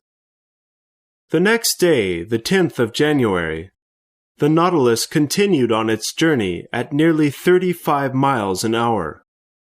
I went up to the platform and found the captain looking at the sea through one of his glass instruments for quite some time. He then turned to another crew member to say something in their strange language. The other man looked quite upset, with tears in his eyes. I wondered about what the captain was looking for, as we were hundreds of miles away from land. I went down into the sitting room, where I found another instrument for seeing faraway distances. I went again to the platform to look when the captain threw the instrument out of my hand. Had I upset the captain? Had he thought I discovered some secret of his? No, he was not angry with me, as he was now looking again at that spot far away from us.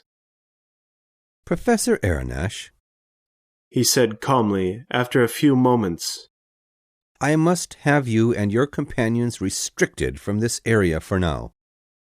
I was then taken to the room where I spent the first night aboard the Nautilus. Ned Land and Conseil were there as well. Our breakfast soon arrived, and Ned was disappointed to see only food from the sea on our plates. Soon enough, Ned fell asleep, and I was surprised to see Conseil fall asleep as well. I tried to resist sleep, but it was impossible. I could do nothing but close my eyes. Chapter 23. The Sea Kingdom. The next day, I was surprised to wake up in my own room. I quickly dressed and went to the platform. Conseil and Ned were waiting for me there. They, too, were surprised to wake up in their room, and we soon realized that Captain Nemo had put something in our food, so we would know nothing about what had happened the day before. The Nautilus was quieter than usual that morning, which was quite mysterious. Captain Nemo did not appear. At 2 o'clock in the afternoon, I was in the sitting room writing when the captain came in, looking quite nervous. I looked at him. He seemed rather tired, as if he had not slept the night before. He walked around the room quickly, then sat down, picked up a book, then put it down. He seemed quite uneasy. After a long silence, he spoke to me. Are you a doctor, Professor Aronnax? I was quite surprised to hear such a question. Are you a doctor? He repeated. Well, I said, I was a doctor for several years before entering the museum. Very well. Will you please examine one of my men? He has become ill. I knew there was a connection between this illness and the events of the day before, and I was rather interested in the mystery. I followed the captain to the back of the submarine. We walked past a room filled with several beds, and I realized the room was the crew's living space. I was then taken to a room nearby where a man about 40 years old lay dying on a bed. He was not only ill, but was wounded. His head was covered in bandages and blood. It was a terrible wound, Part of his brain was exposed after being struck with a strong weapon. "What caused this wound?" I asked. A shock to the submarine broke one of the engines, which struck his head. But tell me your opinion on his wound. The captain said nervously. I was silent for a moment. You may speak, said the captain. This man does not understand French. He will be dead in 2 hours. Nothing can save him? Nothing. I saw tears fill the captain's eyes and a look of great pain on his face. You can go now, Professor Aronnax, the captain said, after a few moments of silence. The rest of the day, I could think of nothing but that man with the mysterious wound. The next morning, I met Captain Nemo on the platform. As soon as he saw me, he walked over. Professor, I would like to invite you on a walk through the sea. With my companions? I asked. If they would like to come. At 8 o'clock in the morning, we went for our second sea adventure. After walking for 2 hours, we stopped, but there were no sea trees or plants around us. I turned around to see Captain Nemo's men behind us. Ned Land and Conseil were near me. We watched as the men began digging a large hole in the ocean floor. I understood all. This was a burial ground under the sea for the crew of the Nautilus. Soon enough, the wounded man's body was carefully placed in the hole, and his comrades knelt down to pray for their companion. We then returned to the submarine. After we arrived, I went to the platform. Captain Nemo was soon there as well. So, this man died during the night? I asked him. We will not forget him, he said, beginning to cry. Our peaceful burial ground is there, over 100 feet below the surface of the water. Your dead comrades sleep quietly, Captain, safe from sharks. Yes, sir, safe from sharks and men, the captain said sadly. Part 2. Chapter 1. The Indian Ocean. We now come to the second part of our journey under the sea. I realized that Captain Nemo was preparing for his death. There, none of the ocean's monsters could disturb the last sleep of the Nautilus crew. Nor any man, the captain had said. Even in his death, he refused to join human society. Conseil believed that Captain Nemo had simply become tired of the human world, unable to deal with the simple minds of human society. I, however, believe there was more to the character and story of Captain Nemo. From the 21st to the 23rd of January, the Nautilus sailed nearly 250 leagues in 24 hours, or 22 miles an hour. We often watched through the windows in the sitting room as fish followed the electric light of the submarine. On the 27th of January, we spent the day on the surface of the water. In the late afternoon, we began swimming in a sea of milk-like liquid. Conseil could not believe what he saw. It is called a milk sea, I explained, and is made up of a great number of tiny colorless worms, the width of a hair. These animals connect together for several leagues. Several leagues? Exclaimed Conseil. Several hours later, we were again in the clear waters of the ocean, having passed through the milk sea. Chapter 2. Captain Nemo's Offer. On the 28th of January, I went up to the platform and noticed a group of mountains about 2,000 feet high. I soon discovered that we were near an island off the coast of India. This island was famous for its pearls, deep under the nearby waters. "Would you like to see those beds of pearls?" the captain asked. "Certainly, Captain." "We will see the beds of pearls, but we will not see men fishing for them, as the season for pearl fishing has not yet begun. But, Professor Aronnax, you are not afraid of sharks, correct?" "Sharks!" I exclaimed. "I am not familiar with those types of fish," I responded, trying to hide my fear. "We are familiar with them," replied Captain Nemo. "and you will be soon, as well. But we shall also have our weapons with us. So I will see you early tomorrow morning, sir."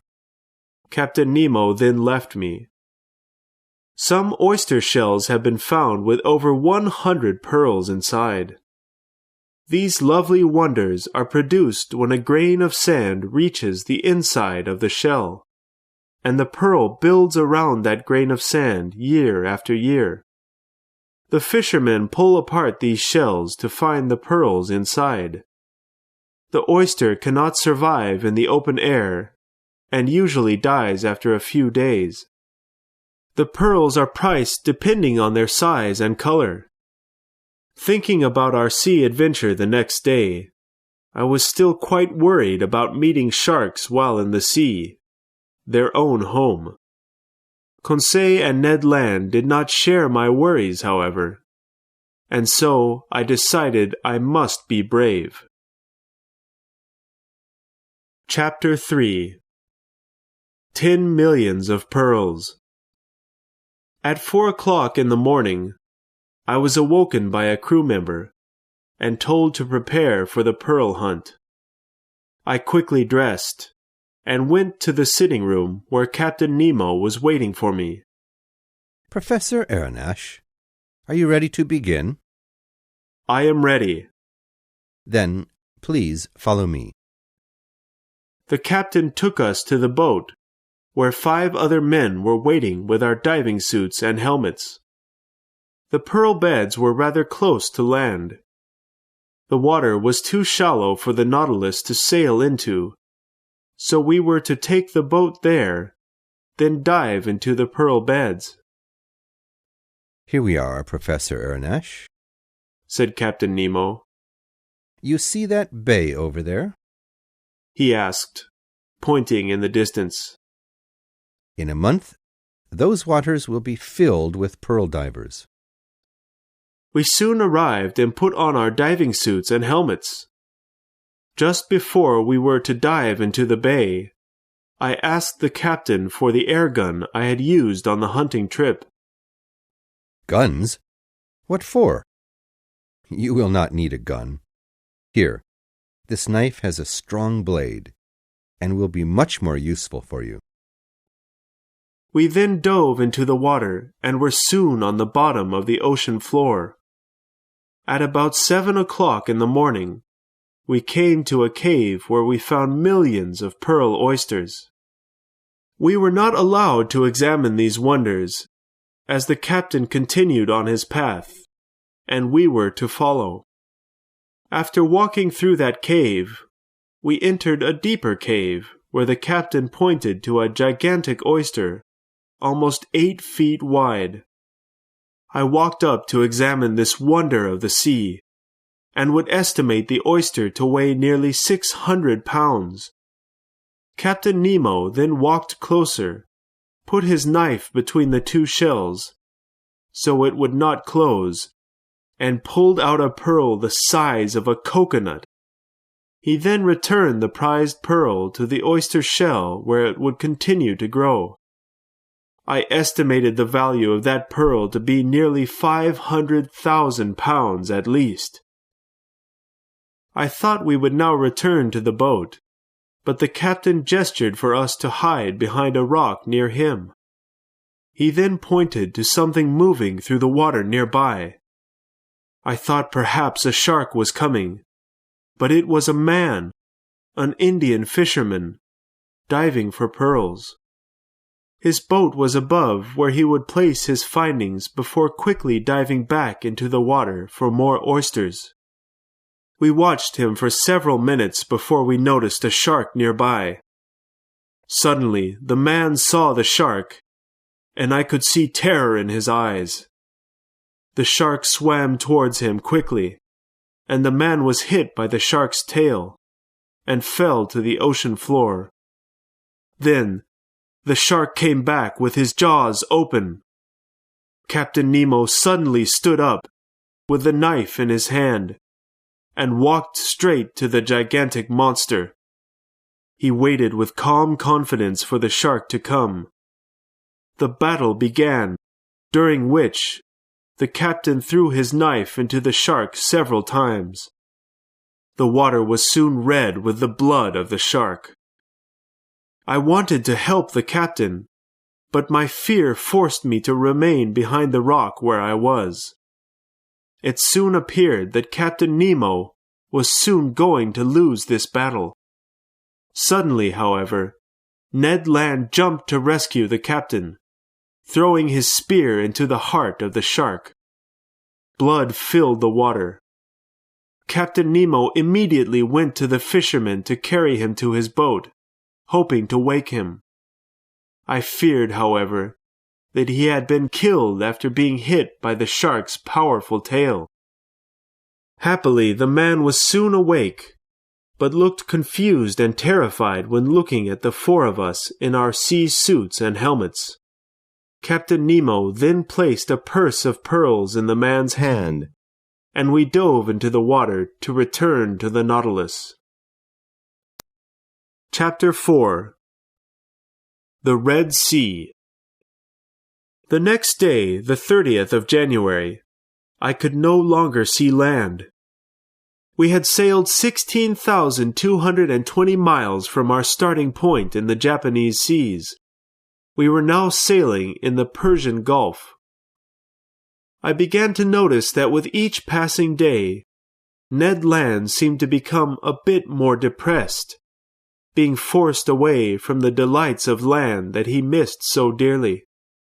He often came to ask me where we were going, but I knew very little of the captain's plans. "We are going where our captain takes us, Master Ned." "He cannot take us far, then," said the Canadian. "The Persian Gulf has no opening. We will soon have to turn back." "Then we will come out again, Master Land." Soon enough, we ended our journey in the Persian Gulf, and by the 7th of February, we were sailing in the Red Sea, a narrow pathway, commonly used by ships going between Europe and Asia. The Red Sea was named for its mysterious color, often appearing to be the color red. By the 9th of February, I decided that I must speak to the captain about his plans, as we would soon be forced to return to the ocean. The Red Sea had no opening into the Mediterranean Sea until years after submarine adventure. "In 2 days, Professor Aronnax," he explained, "we shall be in the Mediterranean Sea." "The Mediterranean!" I exclaimed. "Yes, sir. Does that surprise you?" "I am surprised to hear that we will be there in 2 days. I do not understand how the Nautilus is able to go around the continent of Africa to arrive in the Mediterranean in 2 days." "Who told you we will sail around the coast of Africa, sir?" "Well, unless the Nautilus sails on land." "Or below it, Professor Aronnax," replied Captain Nemo quietly. "There is a small piece of land separating the Red Sea from the Mediterranean Sea. I have found a small tunnel of water under this bit of land that separates Europe and Africa, which I have sailed through. I have named this tunnel the Arabian Tunnel, which I have passed through several times.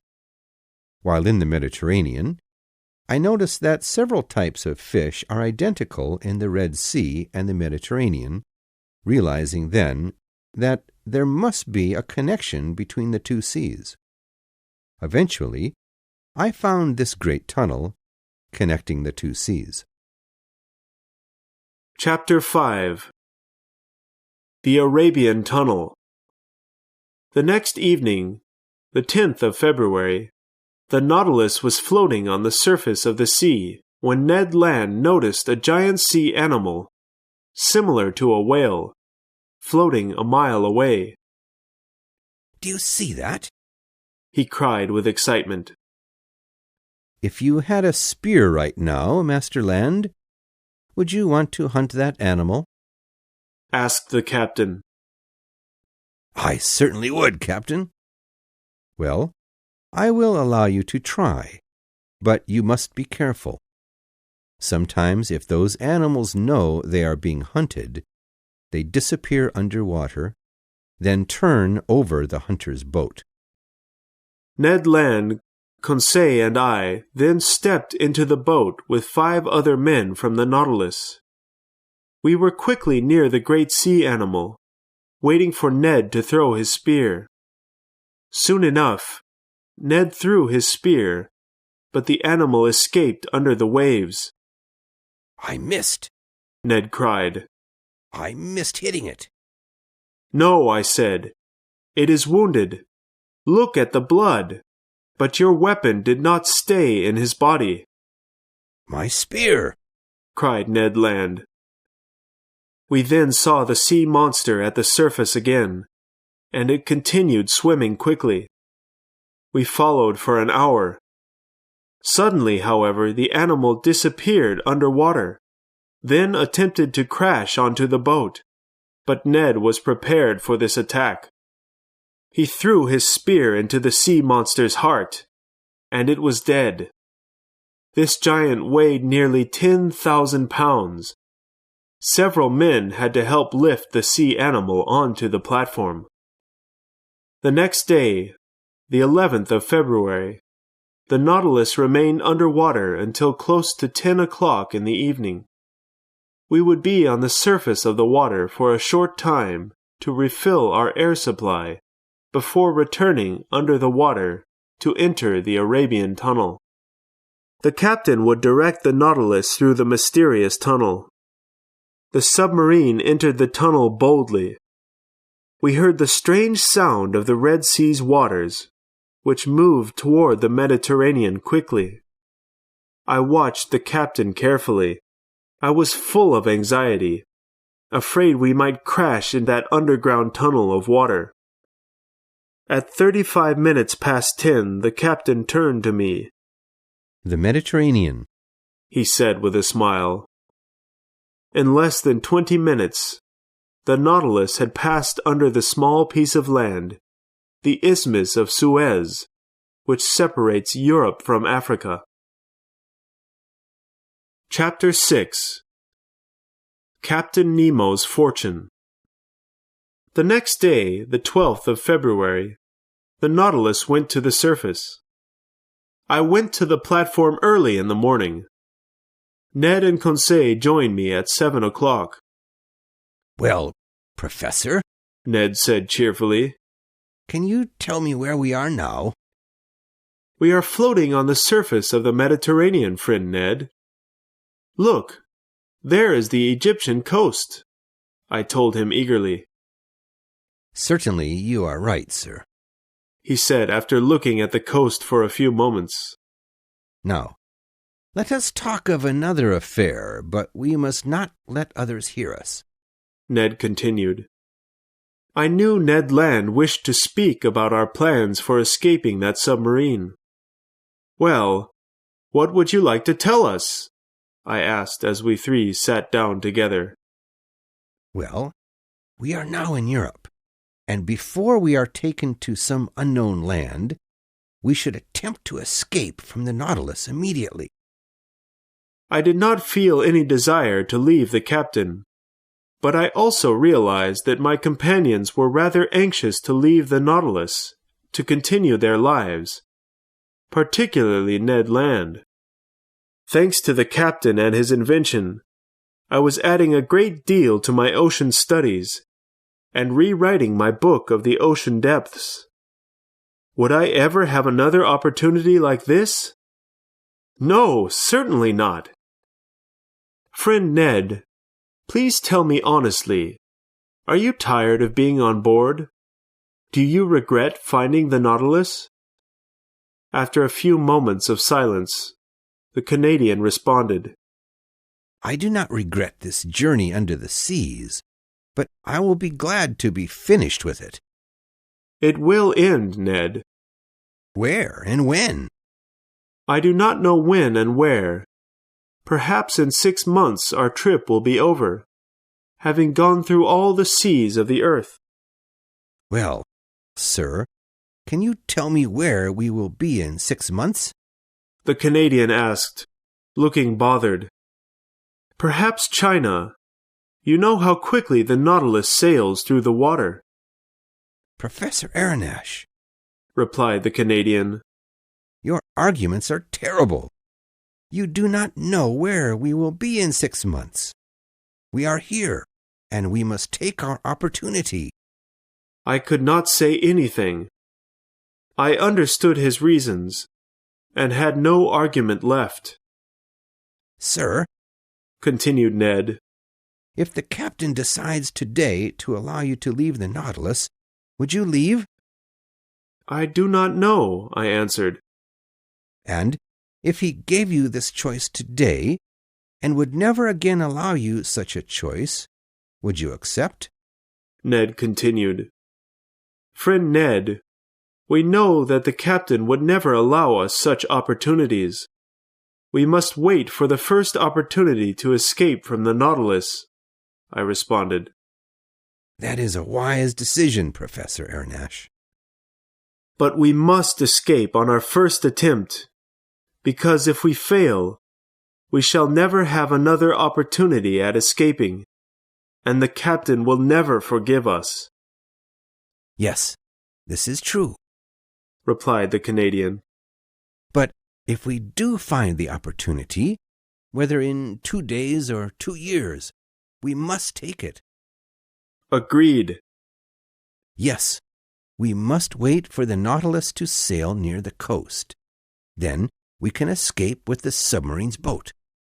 I must tell you that I believe this will never happen, as the captain is careful never to sail near the coasts. He must also understand that we may attempt to escape. We shall see, said Ned Land, refusing to believe me.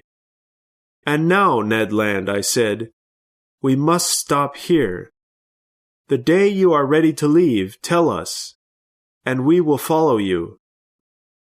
In the days following this conversation, the Nautilus was usually underwater and far from the European coast. Did Captain Nemo distrust us in these seas? Or did he wish to hide his invention from the many ships going through those waters? One evening, I was writing in the sitting room when I looked out the thick glass windows to see a man in the water. A man has lost his boat. He must be saved, I told the captain. The captain said nothing, but looked at the man for a few moments. Do not worry, said Captain Nemo. It is Nicholas. He is well known in these islands for being an excellent diver. He lives more in the water than out of it. You know him, Captain? Why not, Professor Aronnax? After saying this, he went to a chest filled with gold.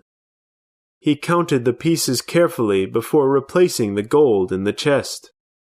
I estimated the gold to be worth nearly 200,000 English pounds. He called 2 of his men to come fetch the chest. We then returned to the surface of the water, where I heard the heavy chest being loaded onto the boat. After a short time, the boat returned to the Nautilus and again sunk under the surface of the water. That night I could not sleep. I knew there was a connection to the mysterious swimmer and the chest of gold. Where were these riches going? Who was communicating with Captain Nemo on land? The next day, I told this story to Conseil and Ned. My companions were as surprised as I was. But where does he take that fortune? Asked Ned Land. None of us knew. Chapter 7. The Mediterranean in 48 Hours. During our short time in the Mediterranean Sea, the captain did not appear once. I estimate that we traveled nearly 600 leagues in 48 hours. Starting on the morning of the 16th of February from the Greek coast, we had crossed into the Atlantic Ocean on the morning of the 18th of February. I realized during this journey through the Mediterranean that this trip was not pleasant for the captain. He had too many terrible memories from that area. On that land, he had not had the independence he now had with his Nautilus.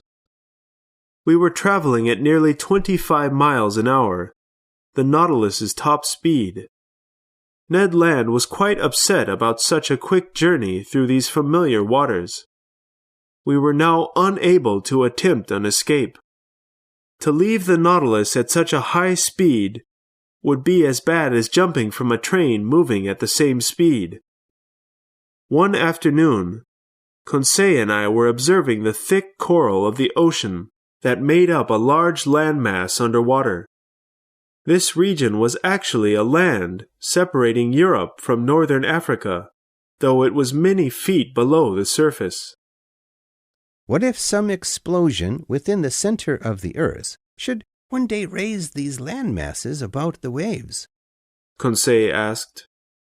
It is not probable, Conseil. This will never happen because the heat at the center of the earth is slowly cooling. In the first days of the world, there were many explosions on earth coming from the heat at the center of the earth. But now, the temperatures at the center are cooling with every century, which will eventually die. Every plant and animal of the earth will die with it as well. But the sun can heat the earth. The sun does not provide us with enough heat, Conseil. Can the sun's heat give heat to a dead body? No, I don't believe so. Well, my friend, this earth will one day be like a dead body. Nothing will be able to live here. It'll become like the moon, which has lost its heat quite a long time ago. In how many centuries? In hundreds of thousands of years, my boy. Then, said Conseil, we will have time to finish our journey, if Ned allows us to. Chapter 8. Vigo Bay. The Atlantic. This body of water covers nearly 25 million square miles, with a length of 9,000 miles and average width of nearly 2,700 miles. So many of the world's great rivers, the St. Lawrence, the Mississippi, the Amazon, the Loire, and the Rhine, all empty into that great ocean. After sailing nearly 10,000 leagues in 3.5 months, a greater difference than the circle of the earth, we're now in the great Atlantic Ocean? Where were we going? I went to the platform after we rose to the surface for new air, and was followed by Conseil and Ned Land. The sea was quite windy, and it was almost impossible to remain standing on the platform. So we returned to the inside of the Nautilus soon after. I returned to my room, but the Canadian, looking anxious, followed me. During our rapid trip through the Mediterranean, Ned Land had had no opportunity to plan an escape, and now looked quite disappointed. "Friend Ned," said I, "you must not worry. We will soon arrive at the coast of Portugal, and France and England are not far away. We can easily leave the Nautilus there." After a few moments of silence, he spoke. "We must leave tonight." I was quite shocked to hear such words. "We agreed to wait for an opportunity," continued the Canadian. "and the opportunity has arrived. Tonight we will only be a few miles from the Spanish coast. Tonight at 9 o'clock, Captain Nemo should be in his room. The submarine's crew and engineers are not able to see us. You will wait for me in the library, where I will come meet you. So all is ready. Till tonight." "The sea is bad," "Yes, I know. replied the Canadian. But this may be our only opportunity. The boat is strong, and we are only a few miles from land. We must go. This may be our only opportunity. I will see you tonight." A moment later, the Canadian was gone. I spent the rest of the day thinking about the escape we would soon be taking. I knew I must leave, as I had promised Ned Land I would go with him. A confusing day I spent on board that day, desiring to be on land again, but unhappy to leave the wonderful Nautilus, therefore allowing my submarine studies to be incomplete. I wondered what Captain Nemo would have thought of our plans, if he had known. What would he do if he discovered our plans? I had no reason to complain about him. We had certainly been treated like honored guests on board his Nautilus. I had not seen the captain in several days. Would I see him before our departure? I wished it, and I feared it at the same time. The hours of this day moved too slowly for my impatience. My dinner was served in my room as usual. I ate very little, as I was too worried to eat. I finished my meal at 7 o'clock. 120 minutes later, I was to meet Ned Land. I walked around my room, hoping to calm myself, but I only became more anxious. I worried that we might fail in our escape. Soon enough, I prepared for our escape, dressed warmly, and walked into the library to wait for Ned Land and Conseil. At this moment, the door to the sitting room opened, and Captain Nemo appeared. "Ah, sir," he said cheerfully. "I have been looking for you. Do you know the history of Spain?" After a few moments of silence, I spoke. "I know very little of it." "Well, let me tell you, and you will be able to answer a question that you certainly were not able to answer before." "I will listen, Captain," I said, as I was still too shocked at seeing him to say anything else. In 1702, many riches were sent from the King of France to Spain as a gift. Unfortunately, however, the ship carrying the riches was lost in Vigo Bay and was never found. He said before stopping to look at me. "Well?" I asked. "Well, Professor Aronnax," replied Captain Nemo, "we are in that Vigo Bay, and now you must decide if you would like to search for this mysterious ship." The captain then took me into the sitting room, and we could see the ship that had carried the riches from France. Captain Nemo's men were carrying out the treasures and returning them to the Nautilus. I then realized Captain Nemo's method of obtaining his riches. "Did you know, sir," he asked with a smile, "that the sea contained such riches?" "I knew," I answered, "that these riches are worth nearly 2 million pounds. "Yes, but for the government to remove the money, the cost would be more than it's worth. I, however, simply have to come here and pick up what others have lost. There are thousands of other spots containing such fortunes. Can you now understand where my fortune comes from?" I understand, Captain, but I do feel pity for those who could dearly use a part of this fortune to live on. Do you think, sir, that these riches are lost because I gather them? He exclaimed. Do you believe that I do not think of those who suffer in the world? Do you not understand? Captain Nemo stopped after speaking these words, perhaps thinking that he had spoken too much. I believed that although he had left human society, he still pitied those who suffered in such a society. And I then understood who were to receive those millions. Chapter 9. A continent disappeared. The next morning, the 19th of February, I saw the Canadian enter my room. I expected his visit. He looked very disappointed. "Well, sir," said he. "Well, Ned, yesterday we were unlucky," I told him. I then explained the discovery I made the previous night about the captain's great fortune. "Well, another time we must succeed. Perhaps tonight," answered the Canadian calmly. "In what direction are we going now?" I asked. "I do not know," replied Ned. I quickly dressed and went to the sitting room, where I could see our direction. We were heading southwest, away from Europe. Perhaps we're going to the southern point of Africa.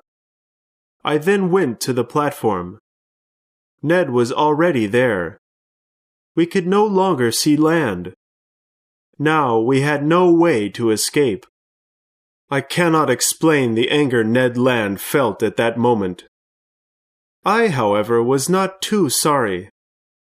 I was able to continue my work, although I did feel great pity for my companion, the Canadian, who longed to be on land so dearly.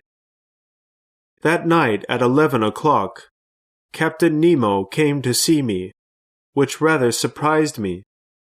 "Professor Aronnax," he said, "you have visited the depths of the ocean by daylight, but would you like to explore the ocean bottom in the darkness?"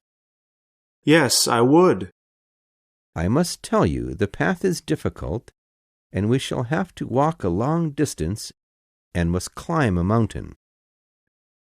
"I am ready to follow you, Captain," I responded, eager for this new journey. Near midnight, Captain Nemo and I were in our suits and helmets on the bottom of the ocean. The waters were dark, and we had not brought our electric lanterns, as the captain informed me they would be useless. He then pointed into the distance. Far away, I saw a reddish spot shining brightly, though I did not know where it was coming from. As we walked, I heard a strange sound above our heads, and soon realized it was rain, showering above us, but we were nearly 150 fathoms below. The reddish light I had seen was becoming brighter as we continued our walk. I realized that the light was coming from a fire on the opposite side of an 800-foot-high mountain under the water. 2 hours after leaving the Nautilus, we had reached the top of that incredible mountain. We began to walk down the other side, and I saw in the valley below an ancient city underwater. The reddish color was an explosion coming through the hole in the top of a mountain. Such mountains are called volcanoes. This particular volcano was shooting out hot liquid through the top, but was still underwater. Therefore, no fire was seen. Where was I? I must find out. I must speak, but Captain Nemo then stopped me with a gesture, then picked up a piece of stone and began writing one word in the sand: Atlantis. There are many stories told about this city of Atlantis. Most have heard legends of this famous city, though no one knew if it truly existed. This ancient city was supposedly on an island near Greece, but fell into the ocean after a terrible explosion from a volcano on its island. And now, I had come to this incredible sight. We stood there for an hour, looking at the incredible ancient city. After some time, however, we returned to the Nautilus, though I was still shocked at having seen that legendary place. Chapter 10. The Underwater Coal Mines. The next day, the 20th of February, I awoke quite late, after my underwater journey to the ancient city. After waking, I quickly went to the sitting room to see the direction of the Nautilus. I discovered we were still moving south, going nearly 20 miles an hour. That afternoon, I went to my room to rest for a short time, but surprisingly did not awaken till the next morning at 8 o'clock. I immediately went to the platform, and was shocked to be in total darkness. I was sure it was morning, but there was darkness all around us. The captain then explained that we were underground. "Underground!" I exclaimed. "And the Nautilus is still floating?" It always floats. Wait a few minutes, then the lanterns will show you where we are," the captain said calmly. I then discovered that we were inside a mountain, which was once a volcano, shooting fire-hot liquid out of its top, but was now dead. The captain had found a hole in the side of the mount, deep under the waters of the ocean, to enter into the center of the volcano. "But Captain," I asked, "why have you come here? The Nautilus needs no port. It is continually moving through the ocean. Why have we stopped?" "We have stopped, Professor Aronnax," the captain explained, "because the Nautilus needs chemicals coming from coal to make its electricity. The inside of this volcano provides such coal in its great coal mines. In this spot, the sea covers a great coal mine, which I use to power my Nautilus." That day, my companions and I searched the inside of that mysterious volcano, while the crew of the Nautilus loaded coal onto the submarine. Chapter 11. The Sargasso Sea. The next day, we left to sail closer to North America. We were soon in the calm Sargasso Sea, whose waters are always quiet. The surface of this mysterious water was covered with thick sea plants, which had caused problems for many ships traveling through the area. The Nautilus, however, traveled under the sea plants. The name Sargasso comes from the Spanish word sargazo, describing a type of sea plant. These plants, coming from many different parts of the ocean, collect together in the calmest part of the sea, the Sargasso, which moves in a circle, continually collecting various sea plants. I was able to examine this carefully, where most ships are unable to pass through. All the day of the 22nd of February, we passed through the Sargasso Sea. By the next day, we had crossed the mysterious Sargasso Sea. For the next 19 days, from the 23rd of February to the 12th of March, the Nautilus traveled through the Atlantic Ocean, sailing towards South America. I believed the captain planned to sail around the southern tip of South America, a frightening place for ships, with great winds, common storms, and icy temperatures. The Nautilus, however, would not have such worries on that dangerous path. Ned Land was in fear that we would not soon near land. In these large seas, we would be unable to survive leaving the Nautilus. During those 19 days, I rarely saw the captain, but often noticed his books left open in the library, books particularly about natural history. I saw that he had read through my book, writing notes as he read, often disagreeing with my opinions. During this time, we attempted to find the bottom of the ocean, but were unable to at many points along our way. We traveled nearly 4,000 leagues under the water, and still could not find the bottom. At nearly 3,000 leagues under the surface, we saw the last of the living animals and plants. Below that level, we saw nothing but water. As we reached 4,000 leagues, the iron coverings of the Nautilus began to shake, and we were no longer able to go further into the ocean depths. "What a situation!" I exclaimed. "We are going deep into the Earth's ocean depths, where other men have never been. Captain, look at these incredible rocks and caves where life is no longer possible. What unknown sights are here? How can we remember such amazing views?" You are able to remember these sights with a photograph. We are able to take pictures of these sights, the captain explained.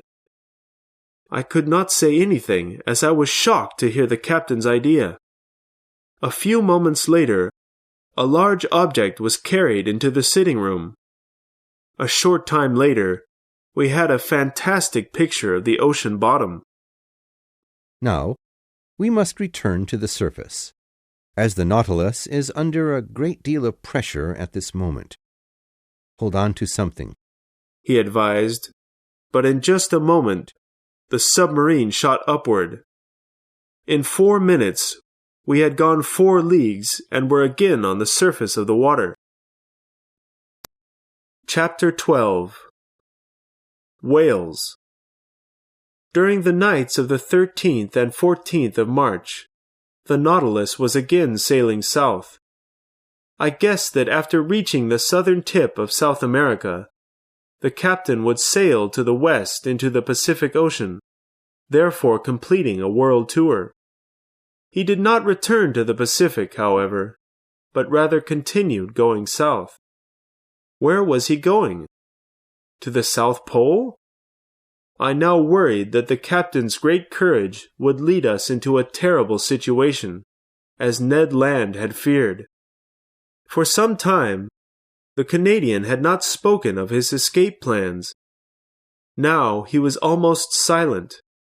His time on the submarine was not an exciting adventure, as he longed to be on land again. When he met the captain, I could see anger in his eyes, and feared that he might become violent soon. On the 14th of March, he and Conseil came to speak to me. "How many men do you believe to be on board the Nautilus?" Ned Land asked me. "I do not know, my friend," I responded. "Certainly at least 10 men. "Well, could you estimate the number of men on board the submarine by calculating the size of the Nautilus?" Conseil suggested. "Well, you need to figure out the total amount of air used by one person, then find out how much air can be held on board," I explained. "I estimate, then, there could be 625 men on board, to breathe in the submarine's air supply in 24 hours. 625, exclaimed Ned Land. "That is far too many for 3 men. Whispered Conseil. I then realized that Ned had wished to take over the ship, therefore allowing him to return to land. We, however, did not know how many men were on board. "Professor," continued Conseil, "I must tell you that poor Ned misses everything he cannot have. We must understand him. He has no desire to learn about the mysteries under the surface of the water. He desires to return to his life where he had freedom."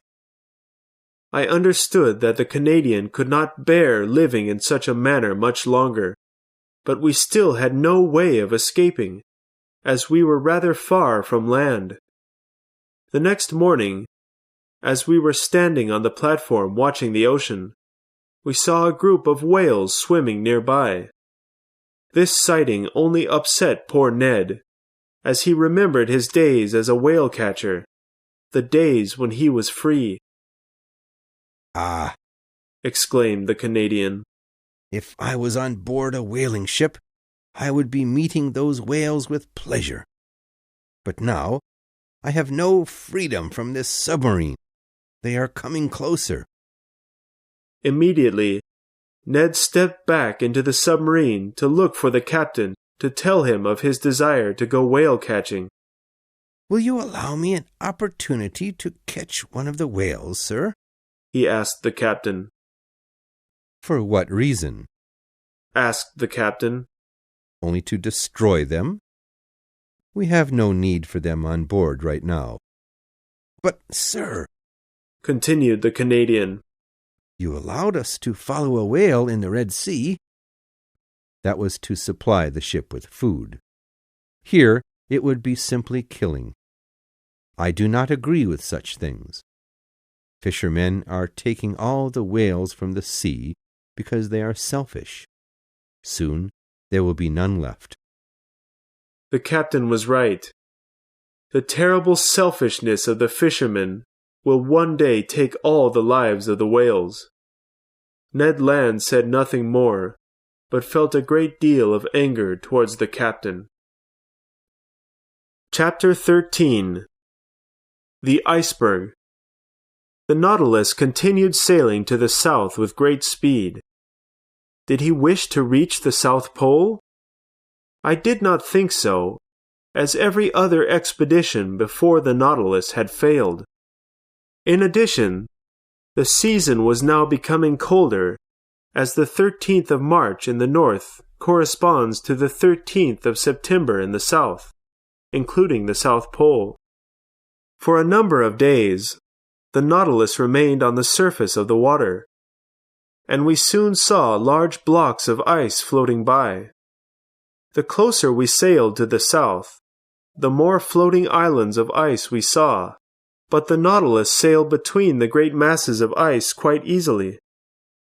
On the 15th of March, the captain told me that on a nearby piece of land, there were once a great number of seals living there, but selfish English and American whale catchers had killed all, both young and old.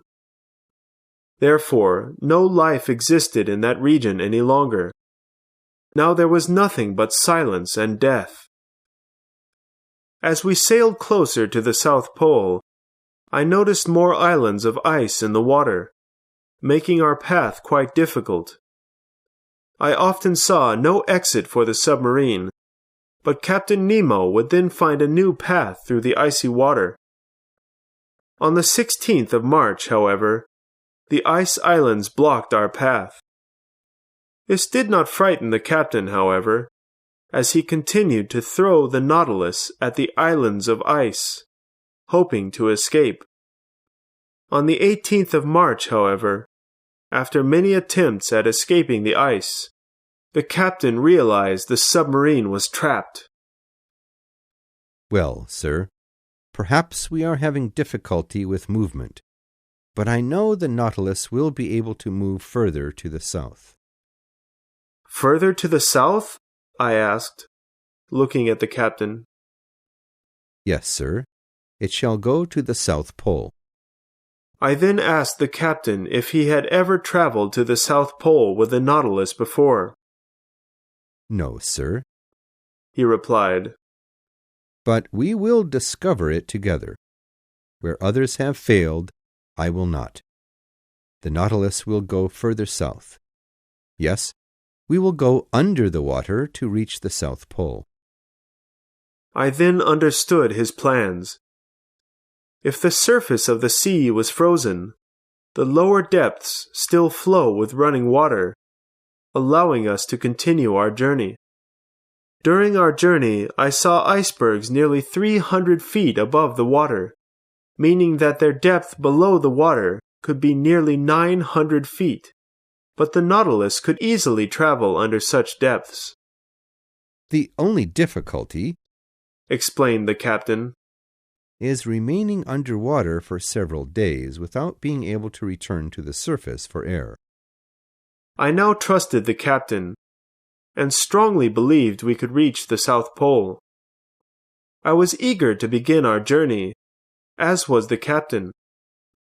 Soon enough, we were 900 feet below the surface, floating under the iceberg. The Nautilus went below that, however, sinking to nearly 400 fathoms. "We shall pass it," said Conseil. "I believe we shall," I said eagerly. The Nautilus was then moving at 26 miles an hour. If our speed continued, we would be at the South Pole in 40 hours. The next morning, the 19th of March, we were near the South Pole, and sailing towards the surface as well. We were going to the surface at the South Pole.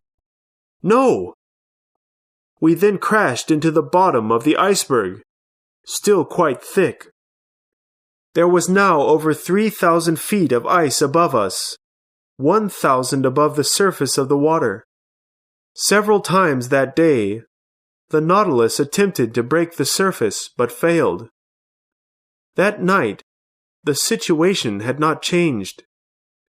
I could not sleep that night, worrying about our frightening situation under the depths of the icy water.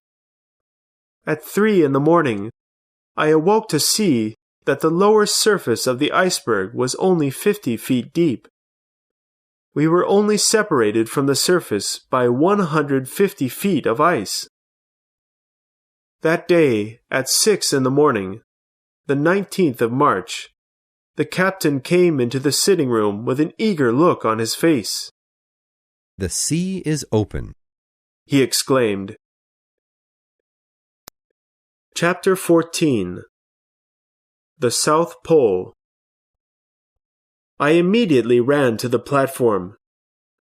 Yes, the sea was open. I saw a great number of birds in the air and various types of fish under those waters. The thermometer showed 3 degrees centigrade. We decided to step onto the icy land. I allowed the captain the first steps on this new region. "Sir," said the captain, "the reason I chose to step onto this land is because no other man has ever stepped here," he explained. He then walked onto the icy ground, which was made up of mainly reddish, sandy stone, which had come from the explosions of volcanoes millions of years ago. The next day, the 20th of March, Conseil and I explored the region, discovering a great many seals living on the South Pole, as well as a number of other mysterious animals. Chapter 15. Accident or Incident. On the 22nd of March, at 6 in the morning, we began to prepare for our departure. We soon began sinking to escape the thick ice. That night, however, I was awoken by a great shock when a nearby iceberg turned over, throwing the Nautilus deeper into the ocean before it rose again, only to crash into the iceberg again. During these violent crashes, I was thrown into the middle of my room, trying to find something in the room to hold on to. I immediately went into the sitting room, where Conseil and Ned looked around at the paintings and collections that had been thrown all over the room during the violent movements of the Nautilus. "What is the matter?" I asked. "I came to ask you, sir," replied Conseil. "Oh, no," exclaimed the Canadian. "I know what is happening.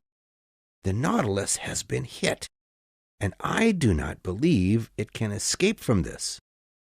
"But," I asked, "has it come to the surface of the sea?" "We do not know," said Conseil. I soon discovered that the Nautilus was still at a depth of 180 fathoms below the surface. "What does that mean?" I exclaimed.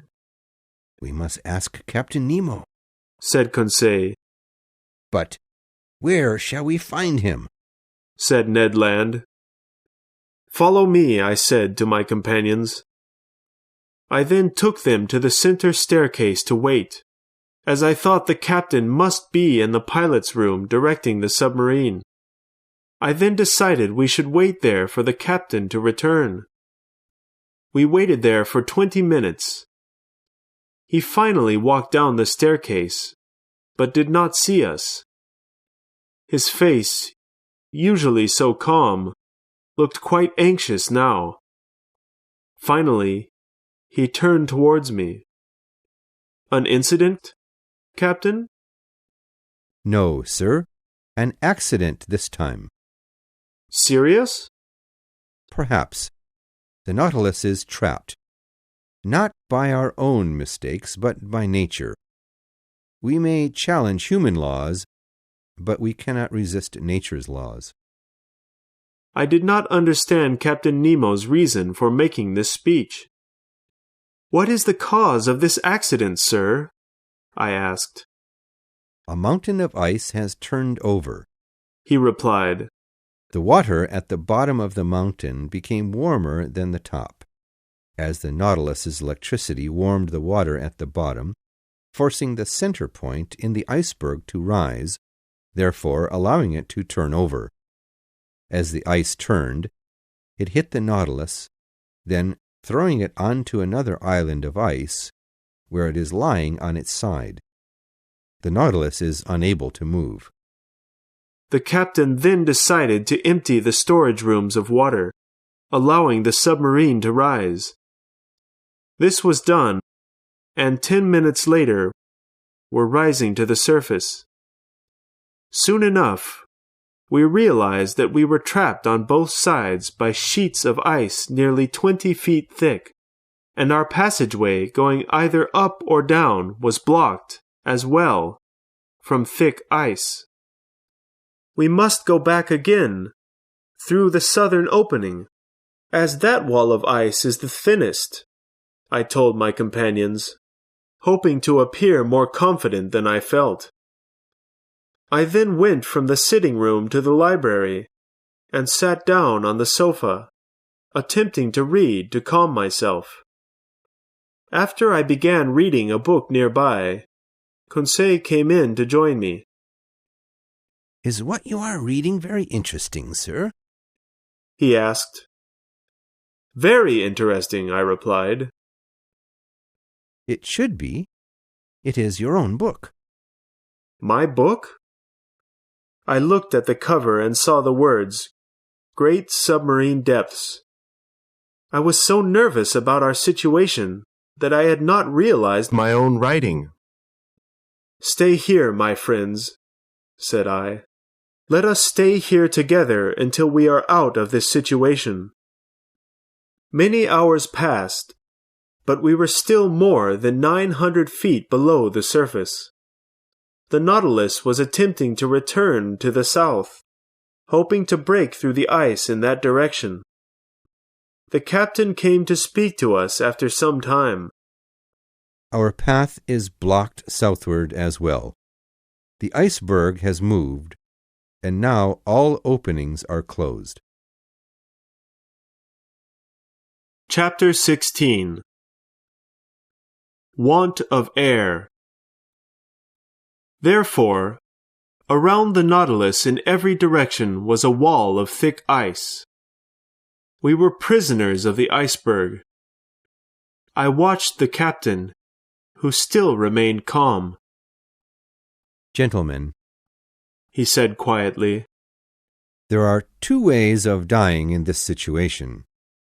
The first is to be crushed, and the second is to die without air. Our air supplies will only last for the next 2 days. Therefore, we have 48 hours to attempt an escape from this ice. The captain then explained that his men would begin attacking the iceberg with axes on the thinnest side. Ned Land then offered his help, and he was soon dressed in a diving suit and helmet, ready to enter the icy waters. Captain Nemo entered the water as well, to create an opening for the submarine. I went to the sitting room to watch them work, anxious as each moment passed. Before beginning, they used an instrument to discover which of the walls was the thinnest. They discovered that the side walls were nearly 45 feet thick, while the ceiling was the iceberg itself. The bottom wall, however, was just 30 feet thick, and so decided to dig through this wall. They began immediately and worked for the next 2 hours before returning. The next crew went out to work. Conseil and I joined them. When I returned to the Nautilus, I realized there was quite a difference in air between the inside of the submarine and the air I received from the tank I carried as I worked removing the wall of ice. I then discovered that the poisonous gas was filling the air of the Nautilus as we breathed out. We had not had new air in 48 hours. After working for 12 hours, we had only removed 3 feet of the wall. To finish this work, we would need 5 nights and 4 days to complete the digging, but we only had enough air for 2 days. And perhaps we would still be buried under another iceberg, after being freed from this one. Our situation was terrible, but each man was determined to do his duty until his death. During the night, another block of ice was removed, taking away another 3-foot thick square. The next morning, however, I noticed that the edges were again freezing, making the hole much smaller. Captain Nemo had noticed this problem as well, but there was no way to stop the freezing. During the day, I worked a great deal, as I was greatly relieved to be allowed to leave the terrible air of the Nautilus. While working, I was able to breathe the pure air, therefore improving my health until I would again be forced to return to the Nautilus. The next day, March 26th, I continued my work. The side walls and the lower surface were looking thicker. Professor Aronnax, we must attempt something else, or we shall all soon die, the captain said to me that day. Yes, but what can we do? I asked. After a few moments of silence, he exclaimed, Boiling water. Yes. If we use the water boilers inside to raise the temperature on the wall, we will be able to remove the ice faster. Let us try it, I told him. We then used the machines that were used to make drinking water from seawater to warm the wall of ice outside the Nautilus. Late that night, the water was raised to 1 degree centigrade, therefore allowing the sheet of ice to melt somewhat. The next day, March 27th, we removed 18 feet of ice, only 12 feet left. The remaining work should take nearly 48 hours, though we only had a bit of air left. I could not breathe or move, as the air had become quite poisonous. My brave Conseil, though, showed great courage during this time. We continued to work and breathed in the pure air as we did. The next day we worked with great energy, leaving 6 feet left to remove. But the air inside the submarine was nearly empty. I felt great pain in my head and chest. My companions felt the same. On that day, our 6th after being imprisoned by the ice, the captain decided he would attempt to crash through the remaining ice to escape to the surface. We waited and listened for the Nautilus to move. Suddenly, the submarine moved towards the last bit of ice, which cracked, and the Nautilus sank. Then, after a few moments, we were sailing towards the surface quickly, going full speed. Meanwhile, I was in the sitting room, hardly able to breathe. I soon was breathing pure air. I then looked over to see Ned and Conseil, my two brave friends, allowing me the last of the air from the tanks. I looked at the clock. It was 11 in the morning. It was the 28th of March. Where was Captain Nemo? Were he and his companions dead? Then I felt the Nautilus burst through another sheet of ice. The door to the platform was ripped open, and we were breathing fresh air. Chapter 17. From Cape Horn to the Amazon. I could not remember how I reached the platform. Perhaps the Canadian had carried me there.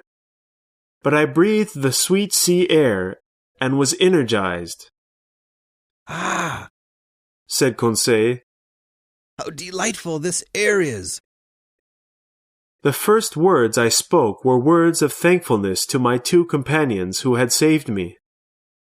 The Nautilus was then moving quite rapidly, and by March 31st, we passed the southern tip of South America, Cape Horn, a point greatly feared by sailors, with its icy cold temperatures and terrible storms.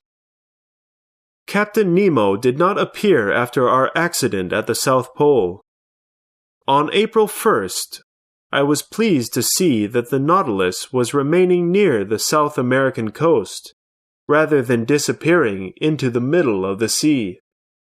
By the 3rd of April, we had continued following the coast, and were just 56 miles off the coast of Uruguay. We had then sailed nearly 16,000 miles from our starting point in the seas of Japan. At 11 o'clock in the morning, we were near the coast of Brazil, but Ned Land was quite disappointed to see that we were moving at a terribly quick speed, much too fast to flee from the Nautilus. For several days, we continued at this high speed underwater. On the 11th of April, however, the Nautilus rose to the surface near the opening of the Amazon River, which has a width of several leagues when it reaches the ocean. Chapter 18. The Squids. For several days, the Nautilus stayed away from the American coast. The Canadian was quite upset. He had been hoping we could escape using the boat, but we were now too far away from the American coast to survive the long boat journey. For 6 months now, we had been prisoners on board the Nautilus. We had traveled 17,000 leagues, and all believed our journey should come to an end. We could not hope that the captain would free us, so we must escape.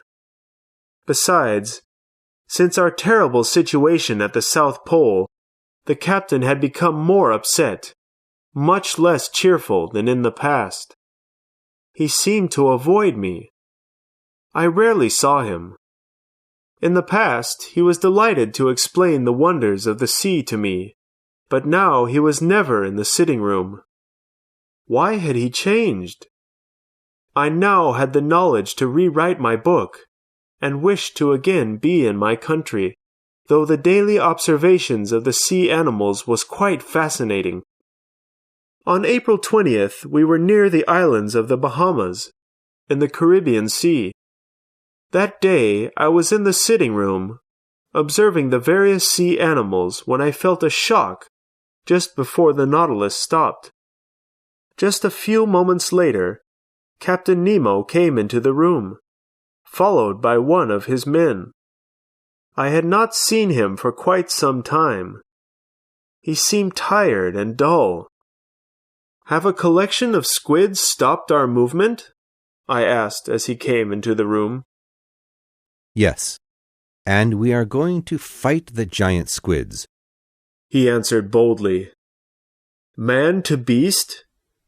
"Yes, the squids have stopped the motor of the submarine. That is the reason we have stopped." "Our air guns do not work against these giant squids, so we must attack them with axes." "And the spear, sir?" said the Canadian.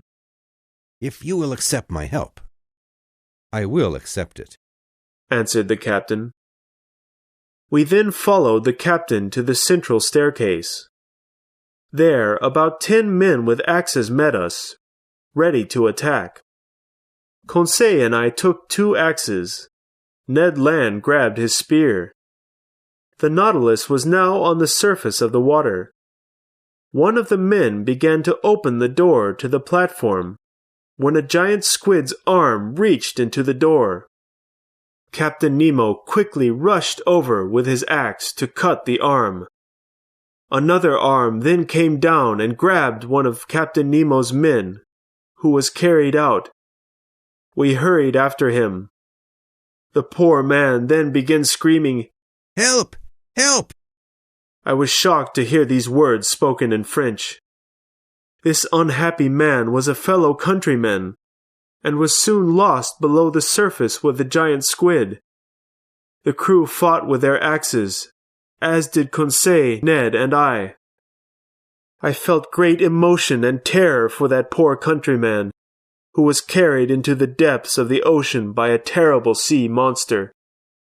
After the battle was over, Captain Nemo, covered with blood, looked out at the sea that had taken his friend, and tears began falling down his cheeks. Chapter 19. The Gulf Stream. None of us can ever forget that horrible battle on the 20th of April. I have written and rewritten that terrible event, so no one will ever forget that terrible incident.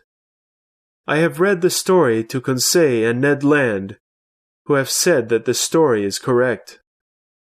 I also said that Captain Nemo cried while watching the waves after the great battle with the giant squids. He felt a great deal of pain.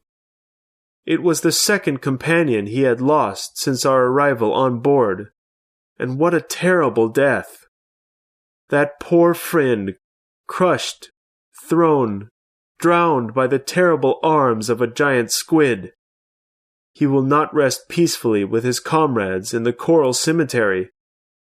In that man's last attempt at being rescued, he had returned to his mother language of French, desperate in his last moments alive.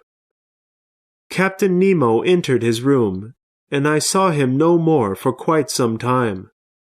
He was the soul of his invention, and it floated with no direction for the next 10 days, as its captain was too upset to take control. Finally, on the 1st of May, the Nautilus continued its path north. We were then following the world's largest river to sea, the Gulf Stream. This underwater river flows in the middle of the Atlantic with its own speed, fish, and temperature. Other waters do not mix with this great sea river. The Nautilus was now flowing in this river. By the 8th of May, we were near the coast of North Carolina. The width of the Gulf Stream at coast is nearly 75 miles, and its depth is over 600 feet. The Nautilus still traveled randomly. Its captain seemed to have abandoned it. I thought that we could possibly escape now. Indeed, the coastal cities nearby would be easy to get to, perhaps New York or Boston. It was now a favorable opportunity, though we were still nearly 30 miles away from the American coast. In addition, the weather was very bad. We were near the coast, with the worst winds and storms. "Professor," Ned Land said to me one day, "this journey must end. I must leave this submarine. Captain Nemo will soon leave land, and I will not follow him to the North Pole. I would rather throw myself into the sea. I will not stay here." "Well, Ned, do you wish me to speak with Captain Nemo about his plans for us?" "Yes, sir." That evening I went to Captain Nemo's room. I knocked on the door twice, but I heard nothing. I then carefully opened the door. The captain was there, He quickly looked up at me, saying, "What do you want?" "To speak to you, Captain." "But I am busy. Please leave me." "Sir," I said coldly, "I have come to speak to you about an important matter." Before I could continue, the captain showed me a document written in several languages. "It contains my findings during my studies of the sea. I have signed it with my name, as well as explained the history of my life.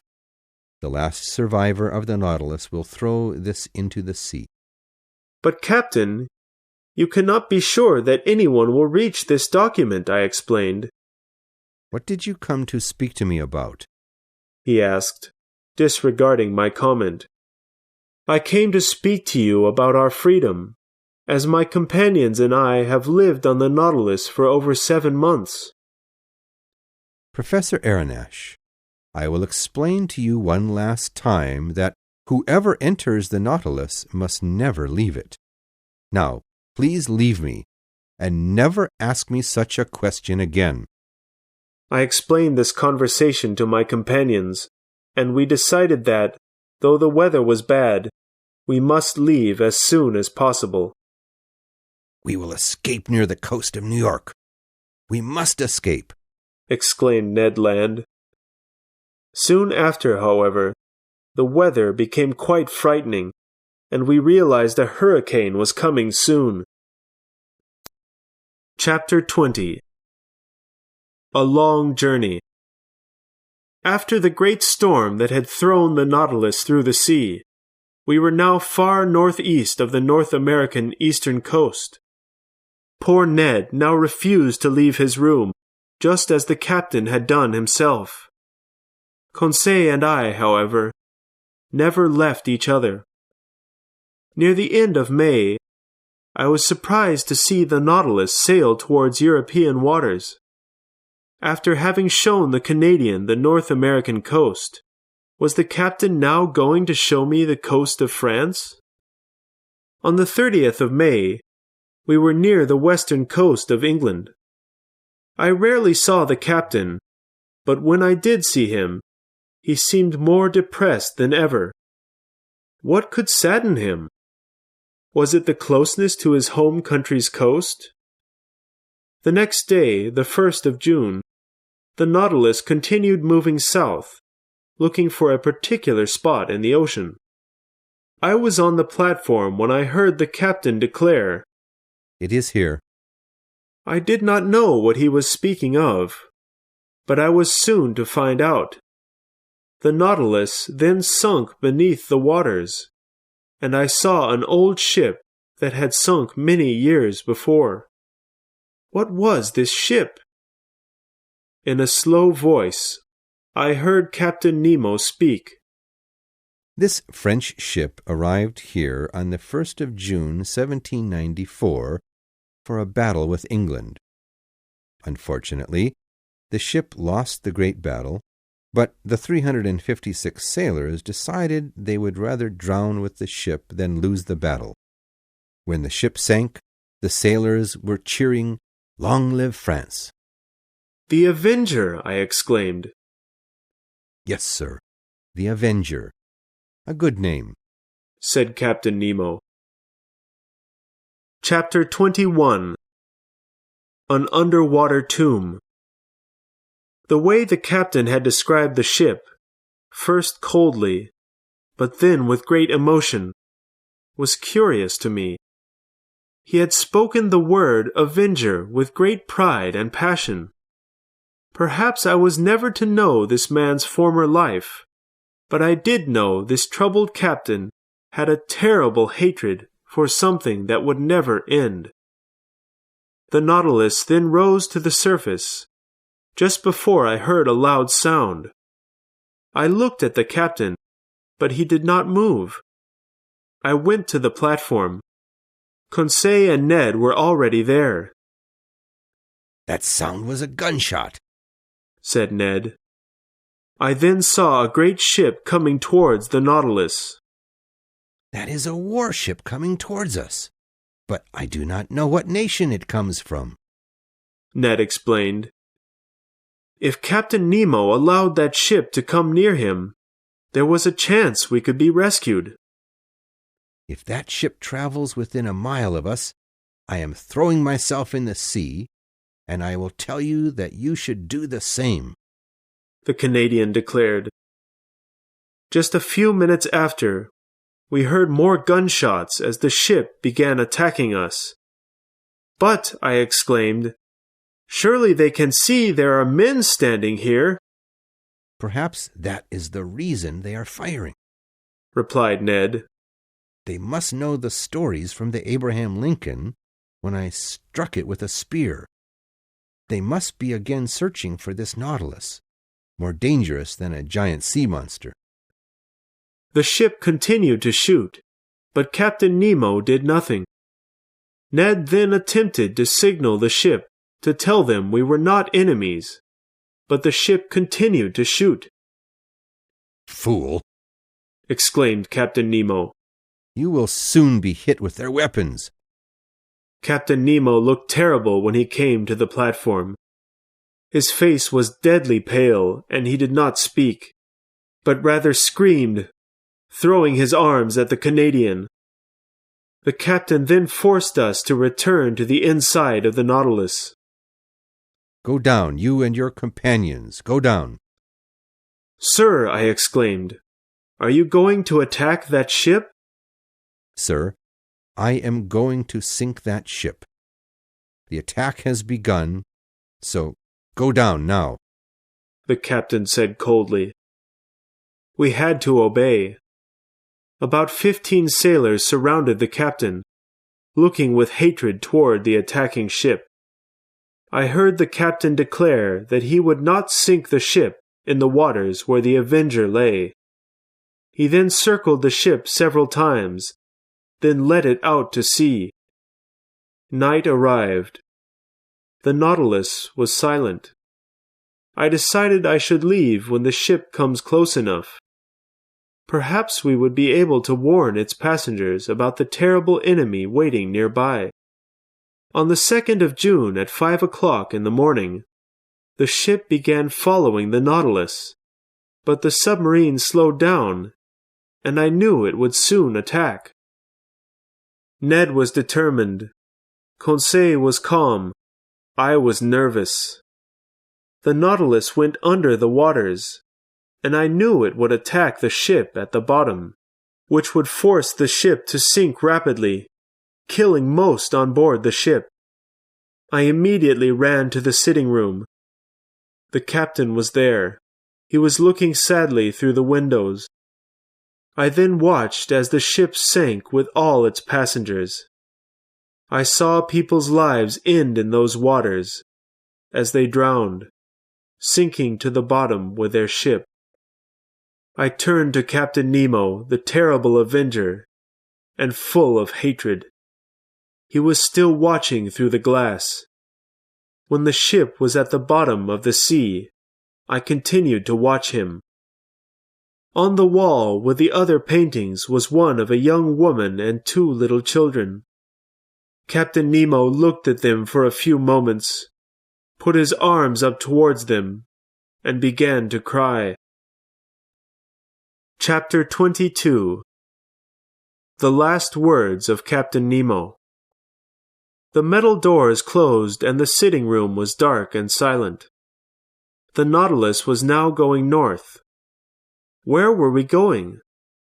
To the north or south? Where was this man escaping to after such a terrible event? I could not speak. I felt terror for Captain Nemo.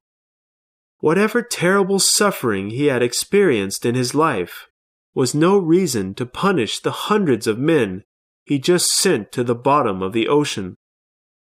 That night I could not sleep, as I continued to think about the terrible sight of the hundreds of men drowning in front of my eyes. We were moving through the sea quickly at 25 miles an hour. For the next 20 days, I did not see the captain. I no longer saw Ned Land either, as he had become quite depressed, never speaking a word. Conseil, therefore, watched over him carefully. One night, however, I was awoken to Ned Land whispering, "We are going to escape." I sat up. "When shall we go?" I asked. "Tomorrow night. Land is in sight. I do not know what country, but we shall go," Ned exclaimed. "Yes, Ned, yes. We will go tonight," I told him. "The sea is bad and the wind is strong." "I will follow you," I said. "But if they find out my plans, I will defend myself. I will be forced to kill them." I promised the Canadian I would do the same. "I will meet you at 10 o'clock tonight," he said before leaving the room. I dressed myself in the warmest clothes I had and waited. At 9:30, I heard the captain crying. He was in the sitting room. I had to go through the sitting room to go meet Ned. I must not wait. I had to go. I opened the door carefully. The captain did not see me. I walked by quietly. As I was ready to open the door to go meet Ned and Conseil, I heard the captain stand up. As I heard him walking, I heard him whispering, "God, enough! I have suffered enough." I then quickly ran to the library, exclaiming, "Let us go!" to my companions as we went. We immediately went to the boat, and were returning to the surface of the water. There was a terrible storm at the time, however. The captain had sailed the Nautilus directly into the middle of the storm, which we were now struggling to leave. What a situation to be in! We were silent with fear. "We must hold on," said Ned. Then, my head struck the side of the boat, and I no longer remember the storm. Chapter 23. Conclusion. Then, our voyage came to an end. I do not know how we survived that terrible storm, but when I woke up, I was lying in a fisherman's hut on the coast of Norway. At that moment, I could not return to France, as communication between the north of Norway and the south was limited. Shall this story be believed? I do not know, and it does not matter. I now know that I have crossed 20,000 leagues in that submarine, during which I made many discoveries. But what has happened to the Nautilus? Was it destroyed in the great storm?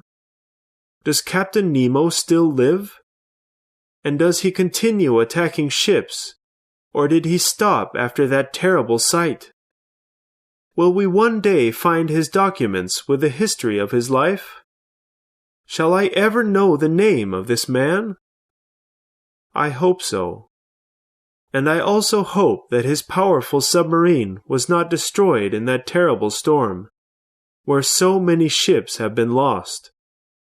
If Captain Nemo is still alive, I hope his curiosity in the wonders of the sea will kill the anger in his heart. Have I not understood it myself? Have I not lived 10 months of this unnatural life? The 2 men who know that secret, Captain Nemo and myself.